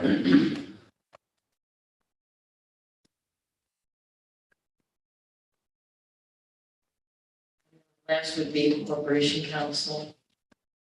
Sign off on all the processes. Okay. Any other questions? You're good? Yeah. Okay, so item number 9, under seeker is also a type 2 action, so no further review of the board is required. At this time, I'll make a motion that we approve item number 9 and with the following conditions. So this will include board policies 4, 4A, and 6. And also, the conditional approval will be the sidewalks, both public and private, will be stamped concrete and dyed. Color. And then the fencing will be a 4-foot height brown vinyl fencing, only on the end of the green on the Hunter Street side, correct? There's not one on the end of West Union. Can you bring that back up just so we can look at the map again? There's only one fence cutting across. Yeah, on the west, on the Hunter Street end Toward the of the Hunter, green, yes. correct? There's only one. Yeah, right, and then the others are just the. Transverse fence on the property Right, line, right? yep, okay. Okay. Okay, I'll just make it clear, Hunter Street and of green. Just for our clarification, so we're on the same page. And size. So we have fence here and we have fence here. Yep. And And then we have the engineer signing off on the bond and the stormwater issue, and the corporation council sign off on the cross easements. Just a bond, so a different bond for each. No, it's one total, it's being looked at as one project, it's all being developed the same. Okay, that's it? That's it. All right, got a second on that? Second by Kyra Grundy. All in favor? Aye. Opposed? Carried? Okay, here you go.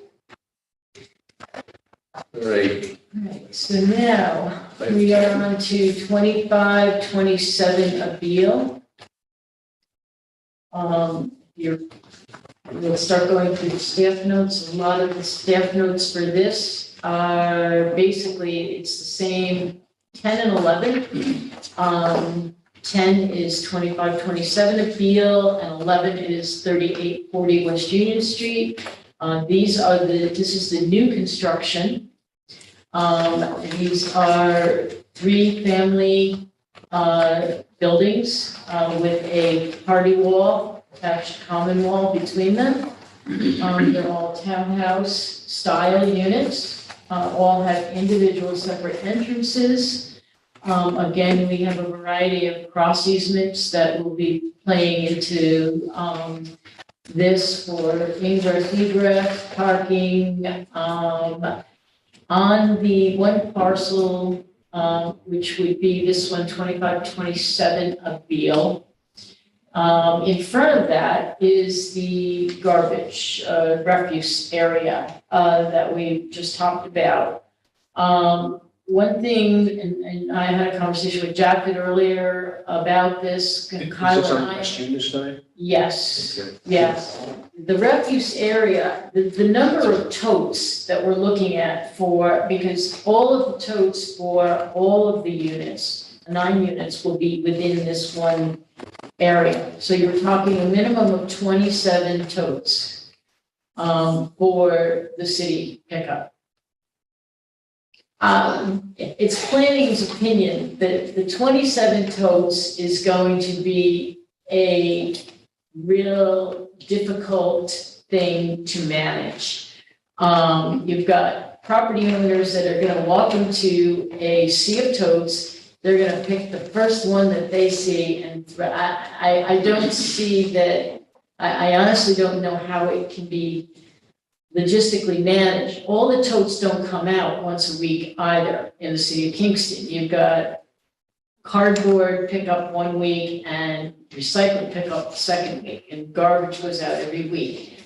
And then you've also got yard waste that has to be somehow, and I don't know how that's gonna be addressed.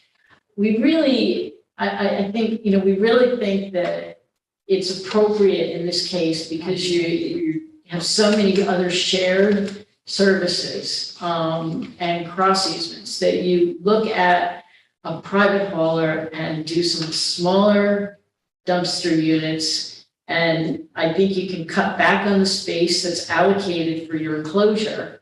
And then you also might be able to free up an area on your site to put your mail receptacles, your mailbox. We have that, Right, which was approved by the postmaster.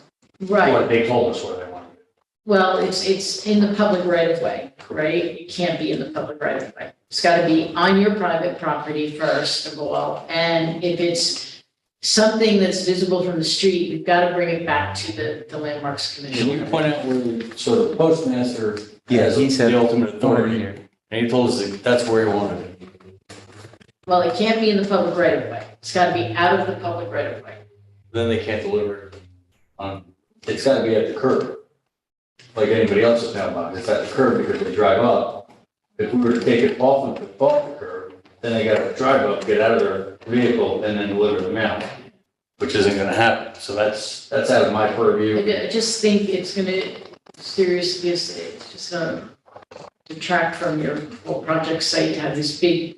In this. Not my preference either, but that's what they told us they want. Kingston, they don't do, that's like rural delivery. In the city, they have, mailman generally walks. Yeah, he'll turn, in that area, neighborhood, they people will. park. Yeah. I'm not in disagreement. I would love to have it in a different location, but this is where they told us they want.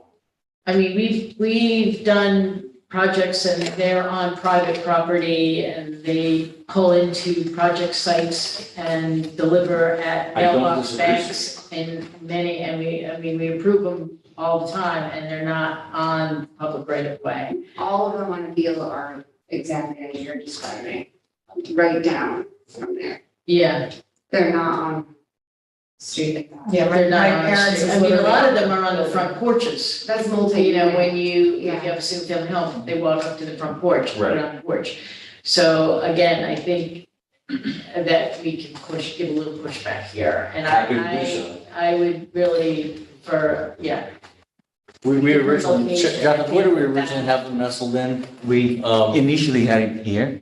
yeah, we had it pulled back, and so basically, we had it in this area here, so that all the residents, they would congregate, you're gonna have to flow through this area anyway, it makes sense just to have it right there, and then, so they come off the street and deliver the mail to all the individual boxes, and then all the residents can do the same thing, just pull the mail from there. But again, we made the application, this is what they came back with. So I'm happy to do whatever is necessary, to try to convince the postal service to do this. yeah, I. Did the postmaster said, no, you can't put it there? We originally proposed it there, or we originally proposed it over there, and they came back with a markup, right, red line markup? And that's what they want. Okay, we'll work with you to get that changed. Great. So what do you think about the refuse?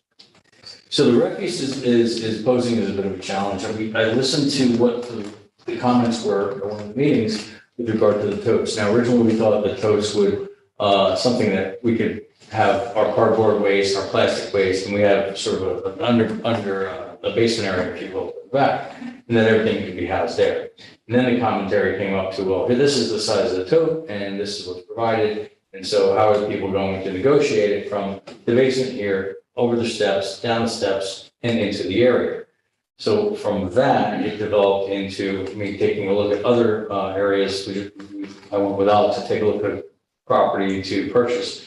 And there was a multifamily residence there, and they had all the totes grouped in. Not as many as this, of course, but we didn't really have any place else on the site. And what we're trying to do is create one location that wasn't going to detract from the site. In other words, if we have multiple locations, it's just going to be fence everywhere, right? And there's not really a good place to do that and still have our vehicular access. So with regard to that, basically the apartments, whoever's living here would come out and they would each have their own tote, and that's the way that would be. It'd be assigned a number and boom. Who's gonna be pulling them all out to the curb every week? That would be each of the residents or however the city So if determines my needs to tote be is done. way in the back, I gotta maneuver around 50, I mean, I just don't see it working, I really don't. I mean, I think that, and it's lower than your units, so they're gonna be looking down. If they're looking out their windows, they're gonna look down on these totes. I just think it really detracts. There's just, I think if you just put a nice, you put a dumpster, an enclosure and. We don't have any space for that at this point in the game. Like, even if I were to get a 2-yard dumpster, there's no place to put a 2-yard dumpster. And we would need 3 of them. We need one for each collection. So there's no place for a truck to come in and manage a 2-yard dumpster, and we're looking at 3 dumpsters at 2 yards apiece. Private hauler will usually do combined recycling. They do cardboard and glass and cans together. Private hauler does combine. Single stream. Yeah, single stream. It's just that the Single city does stream's not a not. problem. Need 2. So you just need 2. But I still don't have room anywhere to put a dumpster, even a single dumpster. I mean, we'd have to, let's just spitball this for a second, right? So I got a 9-foot area right here. I can put a dumpster in here, and now I got to pull this curb cut back, which is beyond here. And I can only get to one dumpster. I got 9 feet. Do they have to have that green space next to the dumpsters? Well, that also comes off on an angle. But But you wouldn't have to go so deep. With dumpsters, you wouldn't have to go so deep either. Well, right, so with the dumpsters, obviously, we got, you know, here's one and here's another. Right. So, They just have to be able to get in. right, So Because- it because- could be because- more shallow and you could have green space behind it where that refuse area was behind it. potentially, yes, but here's the thing, you know, we're really getting into the design of something now, because now I need to worry about turning radius and be able to get a truck to make maneuver. They're gonna have to come in through here, make a right-hand turn onto a 90, come in, load it up, unhitch, and then come back out and then continue on. Well, I mean, dumpsters roll out of enclosures all the time. I mean, you don't have to have a 10-yard dumpster. You can do a smaller dumpster and do a couple pickups a week. I mean, It's gonna be the logistics of the Yeah, carting I company. think- I wish we had had this conversation, you know. I mean, I guess the number of totes, I just think it's gonna be very unattractive. Well, it's also And I set just think it's below. a management nightmare, for whomever. I don't see the individual residents, going down there and pulling, they're not gonna stay neat and tidy. They're gonna get all shoved around. I just don't see it functioning well. And I think a dumpster is just a cleaner, easier way to go. And if you have to do 2 pickups a week, you do 2 pickups a week. It's, if you engage it, but, yeah, I don't have a solution at this point in the game. This is a solution. It's also bermed in on the side. And we are also elevated above, so you're looking that way, not necessarily down. But, I do get your point. It's a functional situation. But it'd be no different if you were in a single family home and had to pull out your trash and your totes every week anyway. Do they have access to hose, to water outside? Because just living in a single family home in the city of Kingston, my totes are disgusting. Okay, fair enough.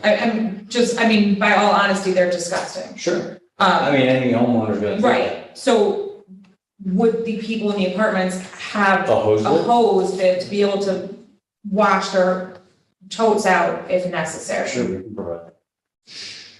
And the other issue you're gonna run into is most of this here is curb cut, so you're going to have to line up your 18 totes down here each week. I'm not sure how long. And I think by all things that are technical for the city, they have to be 6 feet apart. Would have to be 60. Each tote has to be 6 feet apart, so that the forks can get in and lift the tote up. They technically, it's either 3 or 6 feet, it's something like that. You can't put them side by side. Yeah. So, But Kyle makes a good point. You're gonna have to drag them down the street. why can't we go this way? And you're in front of someone else. Because you're in front of somebody's property. You have to keep them in front of your own property.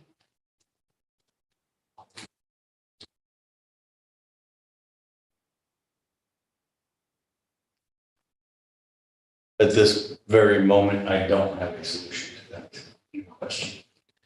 That just came up today, right? Well, I would like, the ability to pursue an option. And I think if we can come up with a suitable solution, would the board be willing to let staff review that?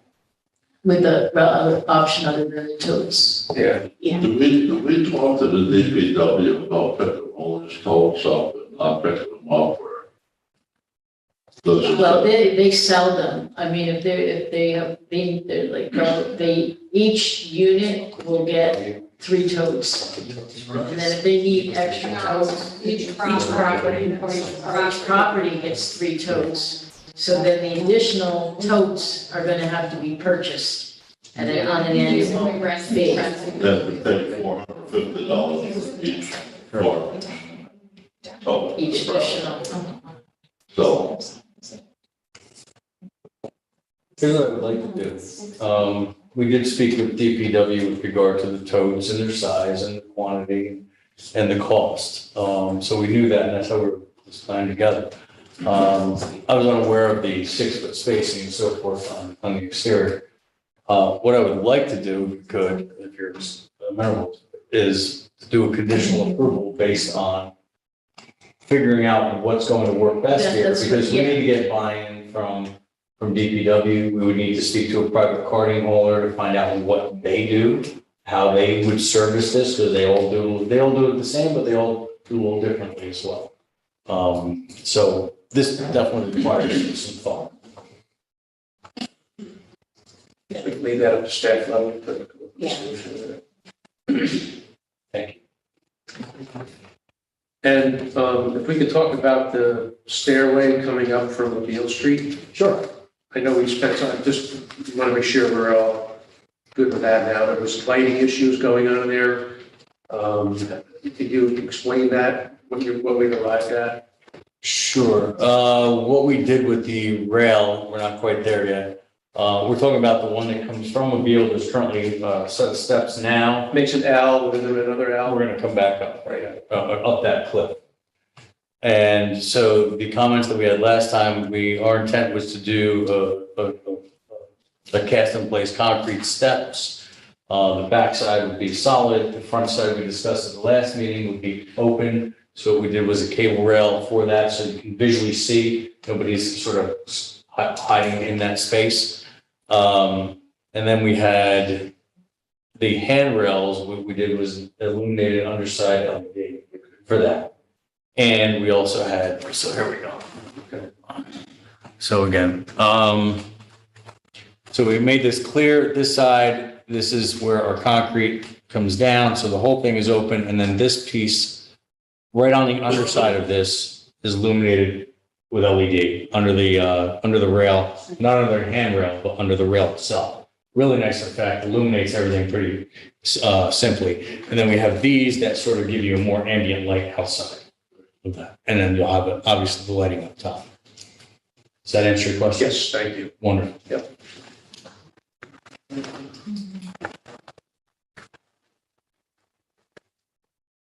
That's really nice. Thank you. Thank you.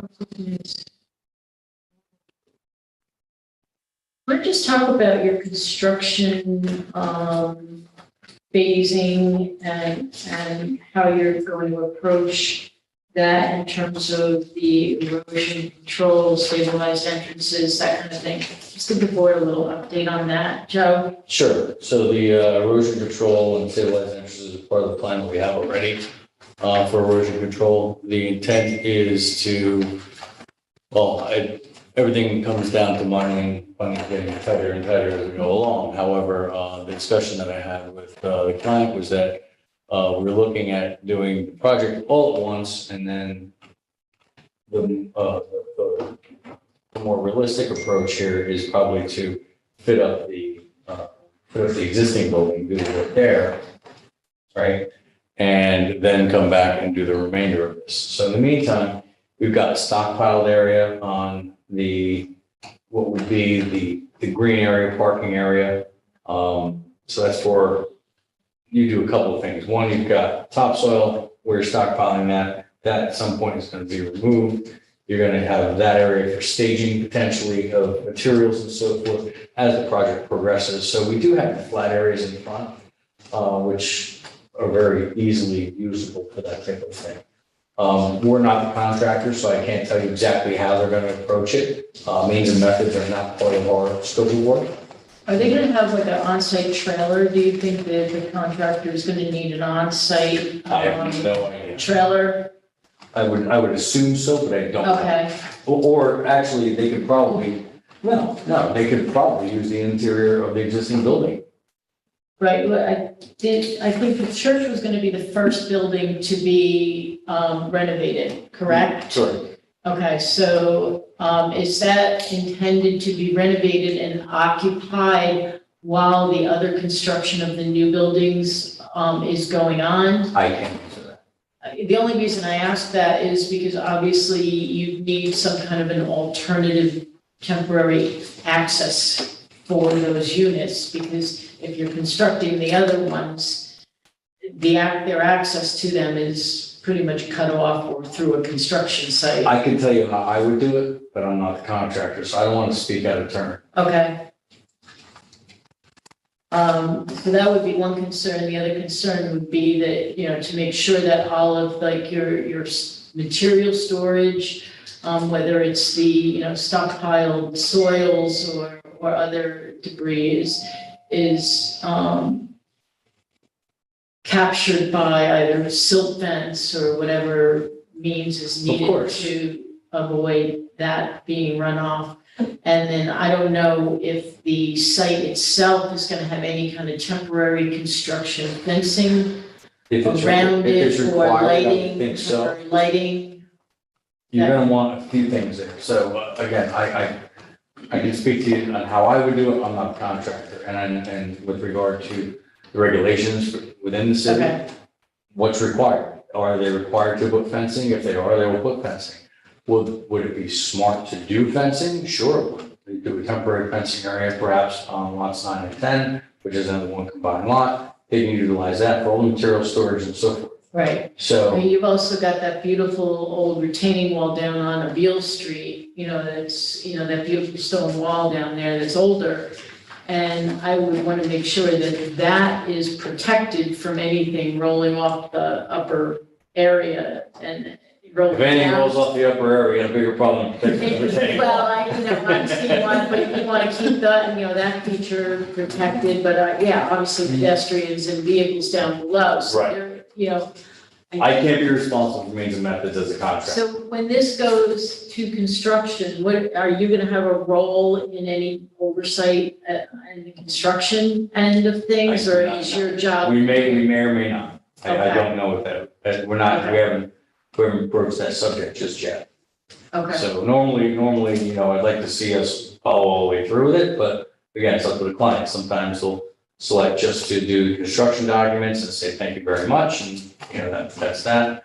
It all depends on the regulations too. Some jurisdictions we have, the building inspector requires the AE to sign off on the project at the end, and obviously we can't sign off on the project unless we've been along the entire project, just each phase. so as built, like, for example, one of our board policies requires as-built drawings to be submitted, and they have to be obviously certified by somebody. Are they signed and sealed by a RDP, or is that? They have to be signed and certified by you Contract. as the architect, but they have to be by a professional, so. The contractor would do that. Okay. Normally, So, as the bond would not get released until those certified as-built are submitted to Right. us. Okay. So that's why I asked the question if you were gonna be playing a role in the construction activity or. I'd love whatever. to, but I don't have that answer. Okay, all right. Okay. I think then final construction, staging, and phases should be provided.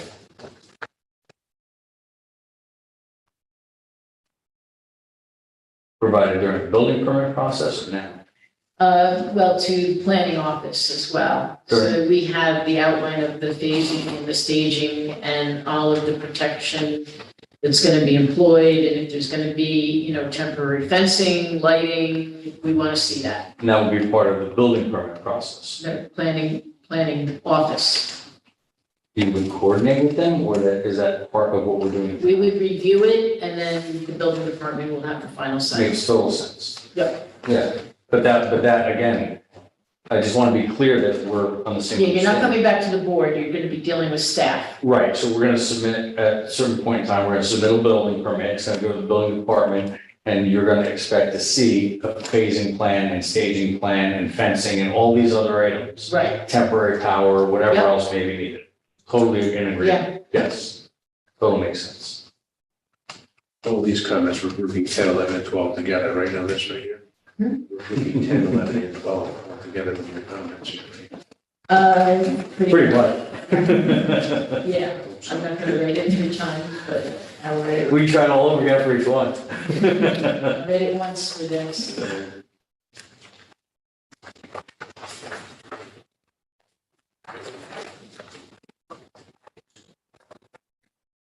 You don't have any comments on. Okay, so we did, right, the Ulster County Planning Board, this was referred. And we need to look at their comments. I think they're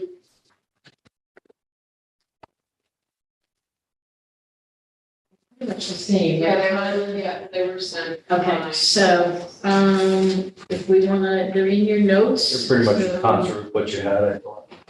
If we wanna look at the Ulster County Planning Board comments now, we will do that. So the first county comment is with regard to subdivision. The required modification of all easements will need to be noted on the final subdivision plan, site plan. Well, we've covered that, so we are in agreement, correct? Yes.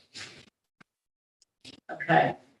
The lighting, the required modification was that lighting levels will need to be calculated for the plan, but levels not to exceed Illuminating Engineering Society, IES outdoor site recommended illuminance levels, see attached. All the luminaires are required to be LED and will need to meet the fully shielded definition adopted by the International Dark Sky Association, IDSA, or be an approved fixture of IDSA with cut sheets provided. Agreed and provided. Agreed, okay.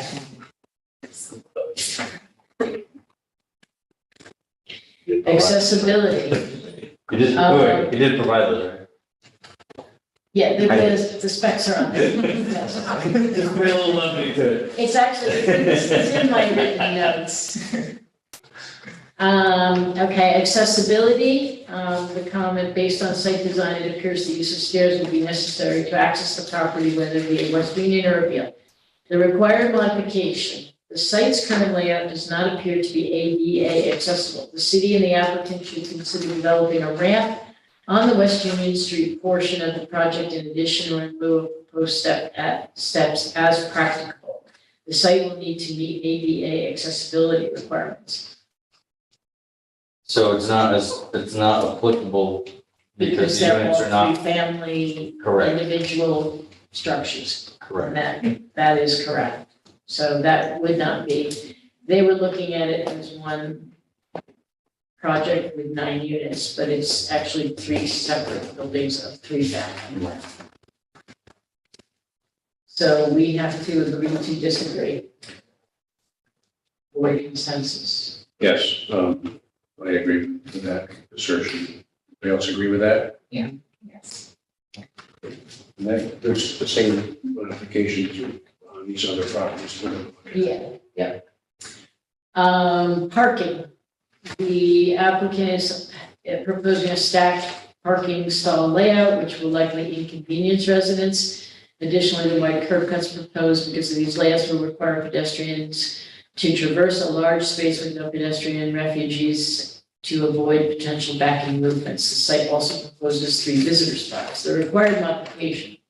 The Ulster County Planning Board recommends the visitor parking be waived and that visitors utilize on-street parking, which appears to be allowed on the east side of the street on West Union to fulfill this need. The reduction to visitors parking would reduce the stacks and or enable the applicant to reduce the size of the curb cuts and provide additional street landscaping, which could also serve as pedestrian refuges as they cross the site's frontages. It should also be noted that the city's draft zoning statute would have no minimum parking requirements at this location once adopted.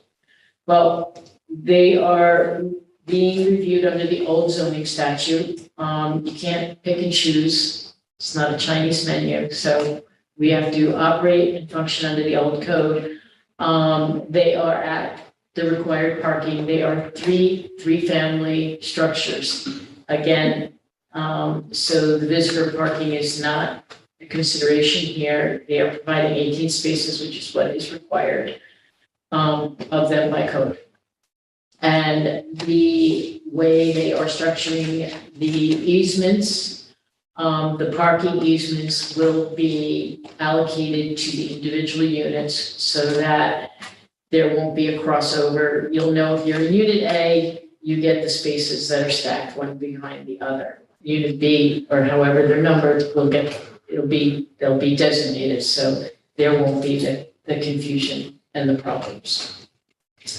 Also, this comment was before they included that walkway through the parking area with the landscaping. So Right. some of this has been addressed. Yes, thank you, good point. Thank you. So we need So they're in compliance right now. right, but you need to override the required modification. Make a motion that we override the required modification from the planning plan. So Wayne motioned and Sage seconded. All in favor of that? Aye. Opposed? Carried. Okay. Sustainability, the comment, as part of the adaptive reuse and development of these apartments, it is important to include compliance with the New York State Energy Code. I'm gonna stop there because they are aware that they must comply with the New York State And good and Energy Code. And they have been told that, they are very much aware of that, and they are developing the site with that in mind. So they're in compliance. So, yes, so the required modification is basically that they comply with the New York State Energy Stretch Code, which they are. It's all LED. So you are in and the buildings. agreement, you're in agreement. Yes. Okay. So all of those will apply to all three, and we'll cover them in the others.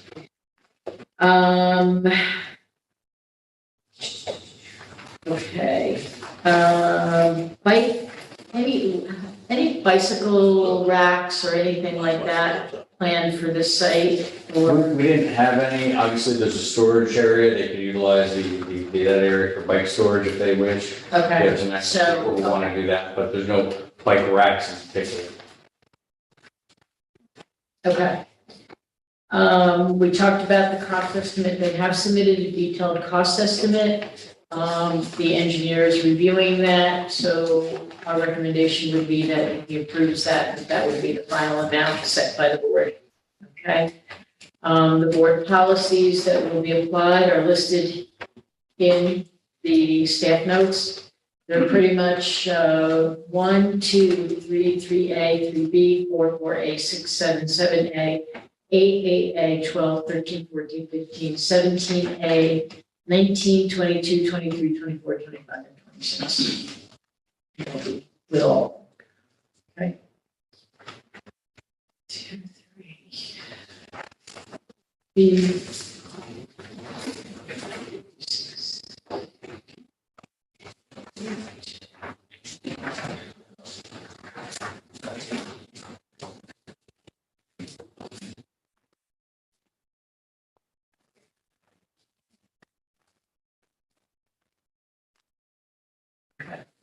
This, everybody else here says type 2, but over here says.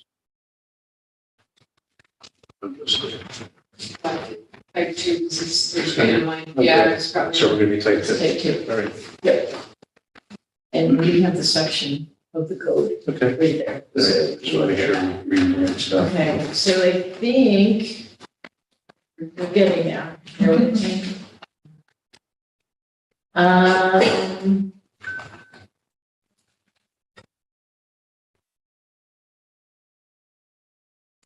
I don't think we have anything else. I think that is it. Huh?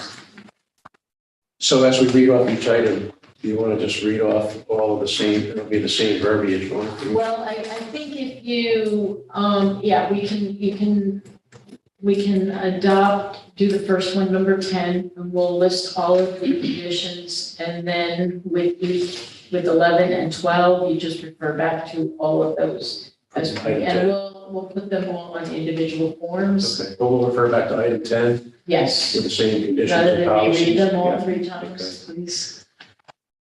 I have to read a lot. You know. I do have to read a lot. Okay. All right. Any other questions from the board? Is there anything else from the board members? All right, so with reference to item 10, under seeker, that's a type 2 action. No further review of the board is required. At this time, we'll make a motion that we approve item number 10.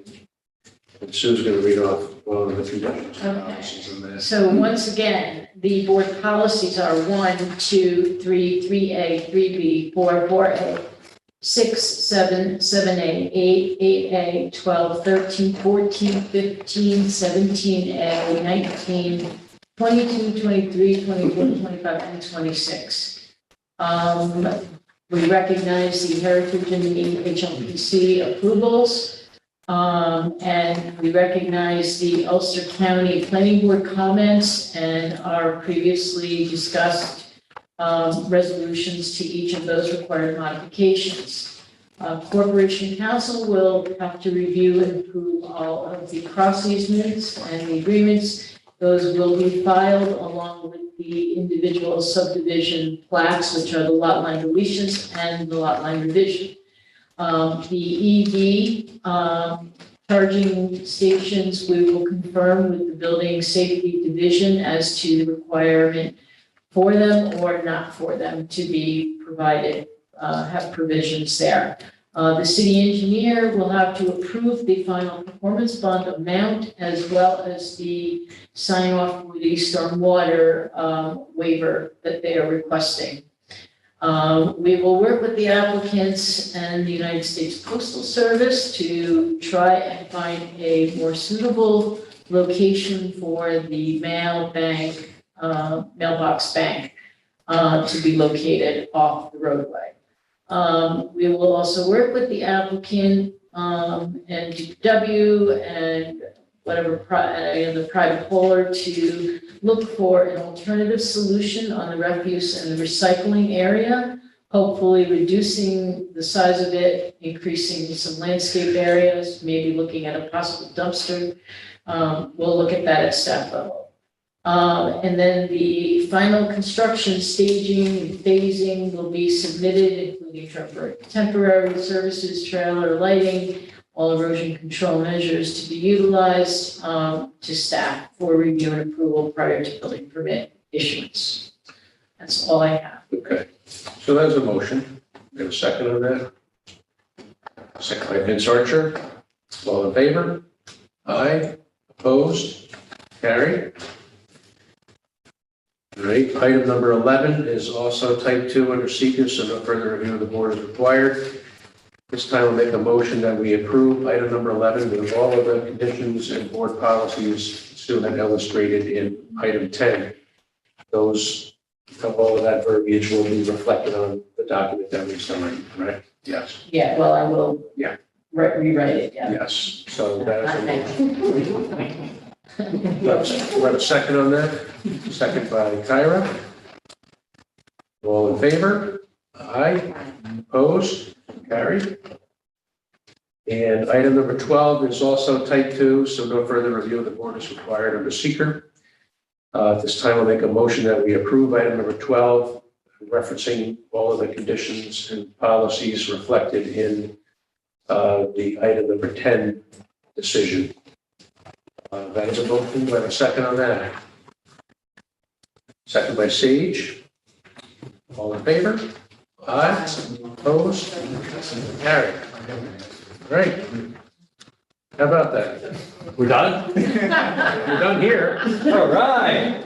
Thank you all very much for your time and your patience and helping us through this process. Well, you know, this was kind of a unique situation where we had a lot of different properties involved in it, and I hope that you didn't think that this was a protracted, approval process. It is what it is. Every project's unique. There's a lot of moving parts with this, and, we've spent a lot of time together hashing over. You've taken our suggestions, public suggestions, And I think we've arrived at something that we can all be proud of, so we're, you know. Very happy to be here. Thank you. So, Thank you. thank you, fellas. Thank My you. pleasure. Thank you very much. We'll have a wonderful evening. You too. Hopefully we'll see you on the next one.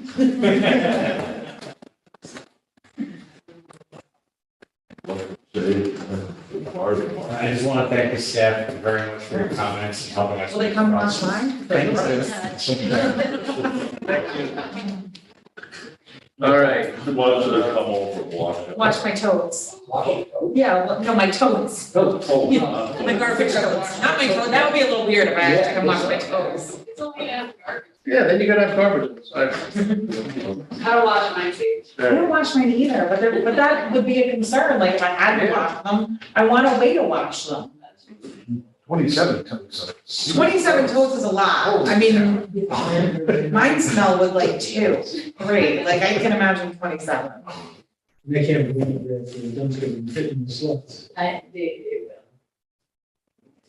All right. All right. So, lucky 13, we're gonna end on a high note. Is there part of Yeah, there should be 3 others. We're getting there. There's another one over there. All right, so item 13 is 55 Franklin Street. It's a discussion on upcoming renovations in addition to the Kingston Library. Section block and lot is 92-3-8, secret determination, transect zone T4N-0, Ward 4. Kingston Library is the applicant owner. Yes. Hi, Hi, state your name and record. I'm Margie Menard. I'm Executive Director of the Kingston Library. Joe Brady, I'm the Chair of the Operations Committee. Sarah Link, the Board President. So we are here to share information about our proposed site plan for our renovation that's upcoming. This is something we started in 2014. You've probably watched us move forward through all these projects at the library, and we are now about to realize the culmination of our many years master plan. So we are bringing to you tonight information, like I said, about our proposed site plan. What you're looking at on the screen is the existing conditions, and Joe is going to share information about the proposed site plan. I do have copies here if you want them close up to look at.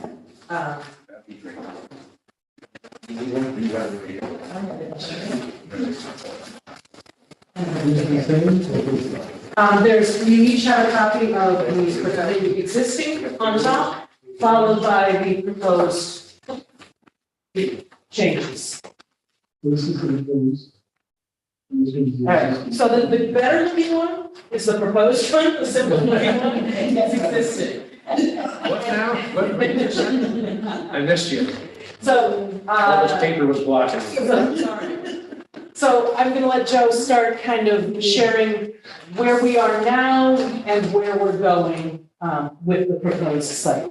For the whole project, renovation project, we had to get some things up to code, both ADA compliance and fire and safety issues and stuff. We have to add a new elevator in and a new staircase that landed out onto the street. And for that, we had to add an addition onto the building that houses this new elevator and this new staircase. So that's going to take away 7 parking places. But this is something we've been working on for a long time. And when we built the fence around the library a few years back, we allowed gates on every side of each street to opening so that people could park on the outside of the grounds and still enter through one of these gates. So we will be losing some parking, but we've kind of made up for that and thought in advance to add those gates in so people could park outside of the library. Some of the things that we're doing with the grounds also, one, we're putting a geothermal well system in, and that's what all these dots are here. They're going to be outside, of the building and onto the grounds, but they will disappear into the parking lot. You can park the cars right on top of them. You won't see anything. They're completely buried. And part of what that will allow us to do is take away all of the awful air conditioners that are currently around the building. Those will all go away. And the big gas connection on the Franklin Street side of the building will be drastically reduced. And that's what, we've had a lot of complaints with these air conditioner units in the past, being very noisy and very loud. So they're gonna be replaced with the city garden outside. So this will have plantings and things like that, inside there, places to sit. There also is a ballards, which we have here, the different types, that we're gonna put around here, so as people drive in, it'll protect people that are in these garden areas and stuff. We're gonna maintain the same traffic flow into the site and out of the site, but we're gonna be adding some traffic calming measures and some safety issues, safety measures as well as traffic goes around the building. We haven't had any problems with that, but I think putting these additional park-like settings, it's important, particularly at night, to have these lit ballards around them. And it will slow the traffic down a bit. And on the proposed sheet, you'll see we have some images of the bollards that are going to be going in. They're down here on the bottom. Some are lit, some not. Yeah, the detail there. And we're trying to respect the historic nature of the building, which is another issue, but the ballards will be reflecting that idea also. We have 2, I believe, EV charging stations that we are putting in. Those are going to be Where are here. those? Yeah, right, they're right in here. Yep.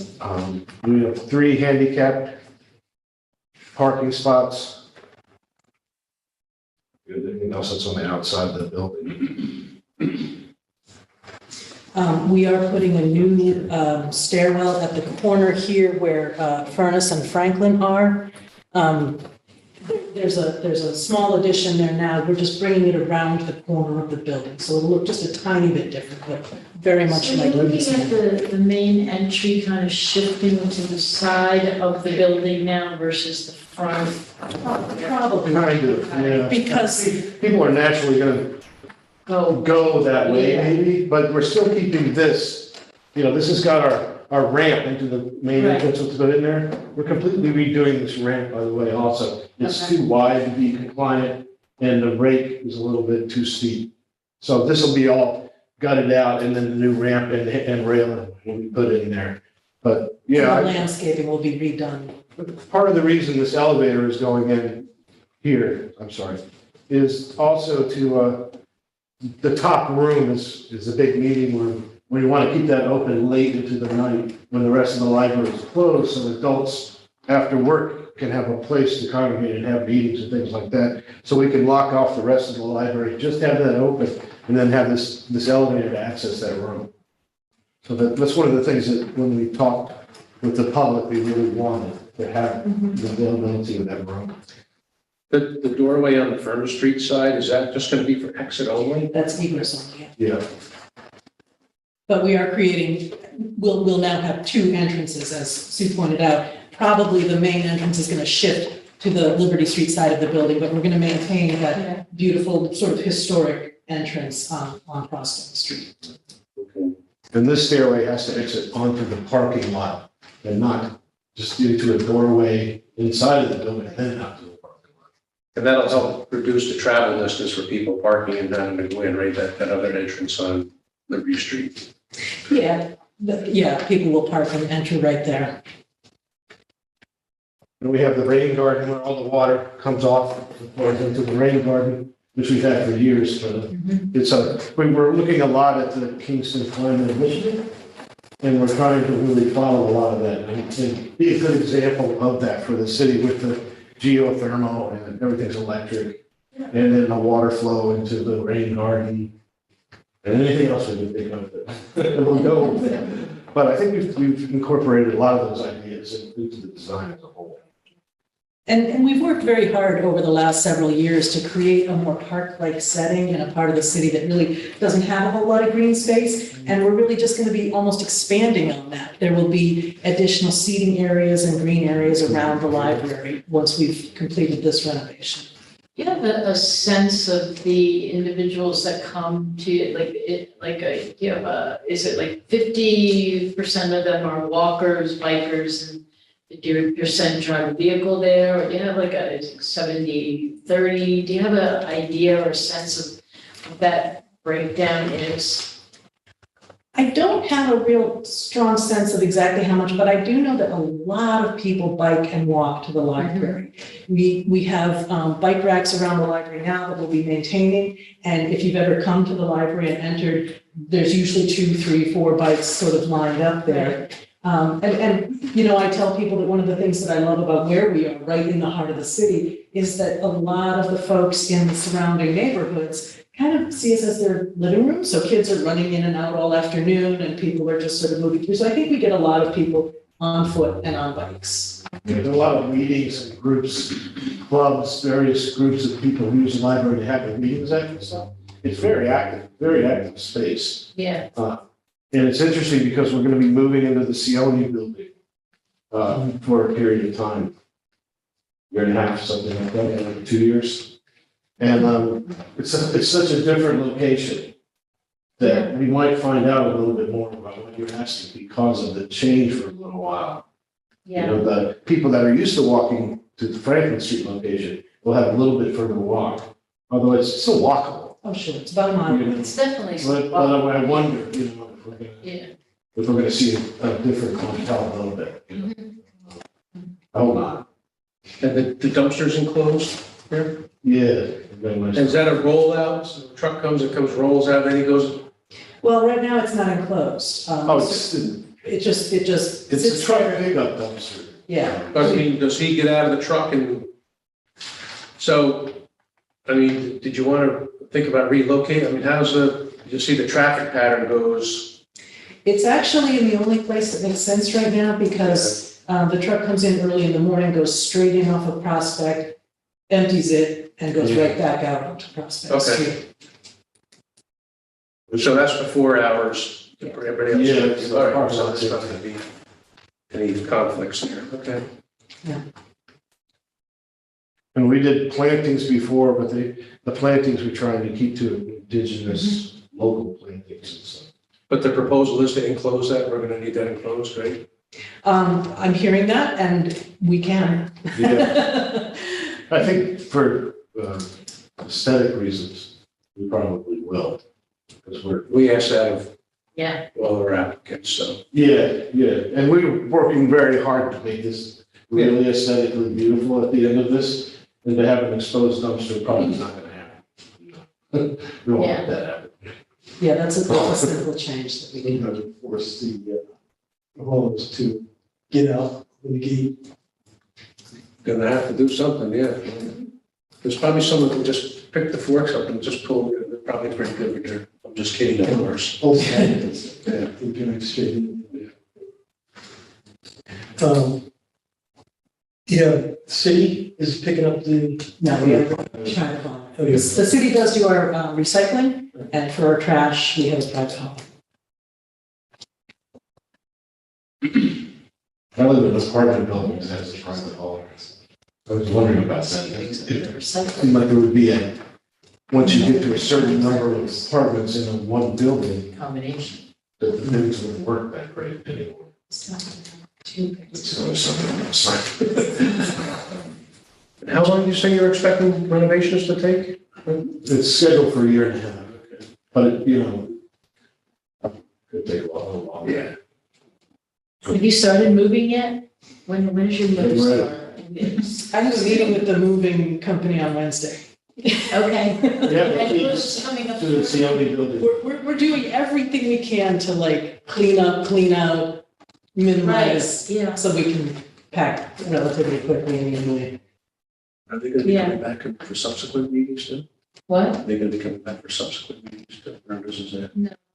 It's not a formal application, this is just a presentation. Okay. Yeah, of what they're doing. Posting.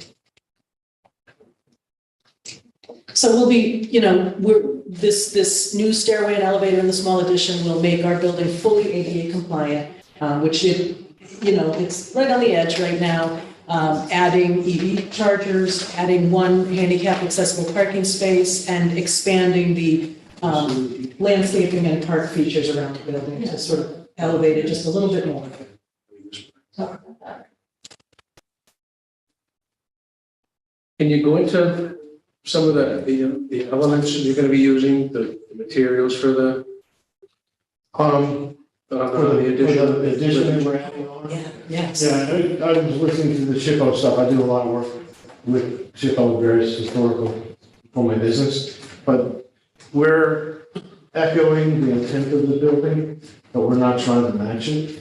So we're using a cast block that has a color of the brick of the building. Of the coins on the corners. Coins of the coinage, which is a kind of limestone type effect, and it's gonna vary a little bit. And, the pointing will be the same. There's some similar colors that are gonna be used on the cornice, but again, it's not matching exactly. But it is echoing the feel of the building. But we don't want it to, people get confused that the addition is part of the original. Right. So we're finding that line where it won't be. But it's made out of a cast block But if you- system. if It's you got a look- texture on it, and so it looks very natural. And if you look at the library, it's brick, but the corners are all those beautiful granite coins. And that's what we're gonna be picking up on for that addition. And there's going to be a glass comma between the building and the addition that you'll Right. actually be able to see in and see the side of the existing building. So there's gonna be a little bit of a remove between this addition. It's like and the the building. only real penetration in the building is here and below here, the walkways as you enter it. So the glass wall is gonna be behind here, so you can actually see the original brick of the original building behind there. In places, not everywhere. And if, So and it's if you. kind of off the building a little bit too, you know, in that way. And if you stand with your back to Liberty Street now and look at our building, you can see a bricked-in door that used to exist when it was a school building. Okay. And that's, you know, we're sort of. Is that where the entrance is being proposed? That's that. That's the lower opening is gonna Okay. go in that exact area. The building is not, was built in pieces too. It wasn't built all at one time. So the additions were added on, things were changed to kind of make it look, Interesting. you know, original, that's why it's you know, it's not you couldn't land on that because of the way it was put together. So, but yeah, we're trying to use that entranceway as an entranceway that was been bricked up from before. That's the lower one. Down here. And we're, The upper one's a window. So we're saving that, they can break out a window. We're making the penetration to a window. you can see the light that we're proposing for underneath that new addition overhang.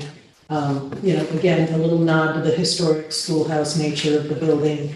And all of our lighting, I was hearing the earlier conversation, all of our lighting will be shielded and downward facing. We're keenly aware of the fact that we are in the middle of a neighborhood. We don't want to, you know, shine lights into anybody's home. So the lighting will all be sort of low to the ground where it can be and shielded everywhere. That's an interesting point, because with the glass addition, you know, there can be, you know, obviously if that's open for evening hours, it could be a bright, somewhat bright beacon on the side of the building there. But so I would presume that maybe after all activity is left the building, maybe those lights will be Absolutely. dimmed down. The only lights that will be on, there will be no upper level lights at that point. It will be under that new proposed canopy. Okay. That's what these lights are under there. Dim interior lights, very dim interior lights, and, Okay. and one porch light at the current porch, and then a couple underneath, but also very low lit. Okay, yeah, because otherwise that could like be okay. Yeah, no, we are Giant very, nightlight. very aware of that. Okay. I mean, these windows will be on at certain parts of the night. too. Right, yeah. They go Yeah, no, I mean, if there's activity going on, that's one thing, you know, but Yeah, it would be like after hours, you know, you would want to obviously. yeah, I would see- think that this wouldn't even be left on after hours. Yeah, They're just these things going down. Okay. Yes, good. I hadn't thought of it though. You wouldn't leave that on. all What are you night. pointing at? The big glass thing No. lit up all night. No, the only things that will be on will be the lights under this canopy. Yeah, And I see you have non-lit and lit Bollards. safety bollards. Yeah. Yeah, Where are the lit ones going to be? They're gonna be sort of interspersed. you can see, pickup hours over. They have a little notation that's kind of glowing So around a they'll little bit. be, they won't be all lit. Some of them will be sort of like one will and one won't. Okay. Like that. Particularly around the city garden that we're adding on, Yeah. those are gonna be all lit, I think. Around that curve and around the garden itself. I'm sure that's what it is. And those things don't wash out into the. No. No, those things, they just kind of glow a little bit, it's mainly the cars don't, running in. So.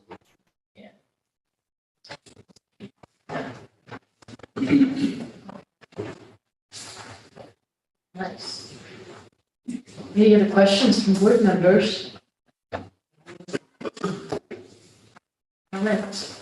Thank you. Yeah, Thank I like Thank it.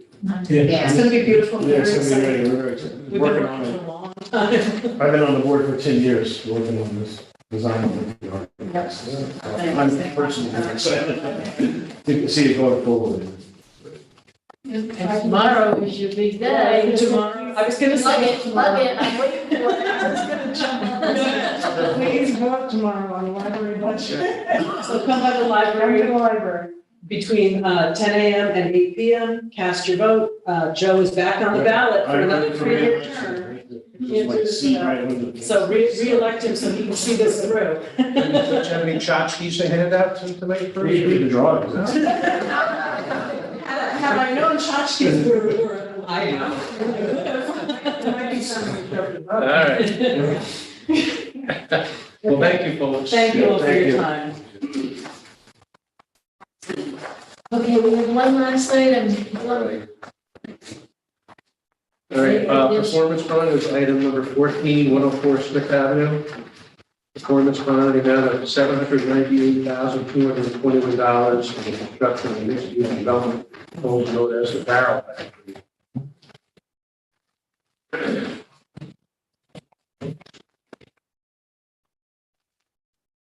This has been reviewed by planning and city engineer, Correct. or council. Yep, and the cost estimate was submitted, we added, John reviewed it. We added on the 10% contingency, came up with the amount of $798,220.50, which, they've been made aware of, and they've already submitted a draft letter of credit for us to review, for it. So, I mean, they're looking to really make their project going, which is great, and they're excited. So are we doing the even one or This one, the 50 cent? yeah, Any questions? All right. So at this time, I will go along with the recommendation from the city to assess a $798,220.50 for bond performance bond for 104 Smith Avenue. Do I have a second on that? Second by Chuck Palaco. All in favor? Aye. Opposed? Carried. My paper was late and then was here. Oh, that's right, you were here. So we did. Or to see what you're doing. We worked it. Maybe Washington. We did. Yeah, see what's going on there. Yeah. You are busy. Put some time on it. Motion to adjourn. Second. Vince Archer with a second. All in favor? Yeah. Aye. Opposed? Doing chair. Carried.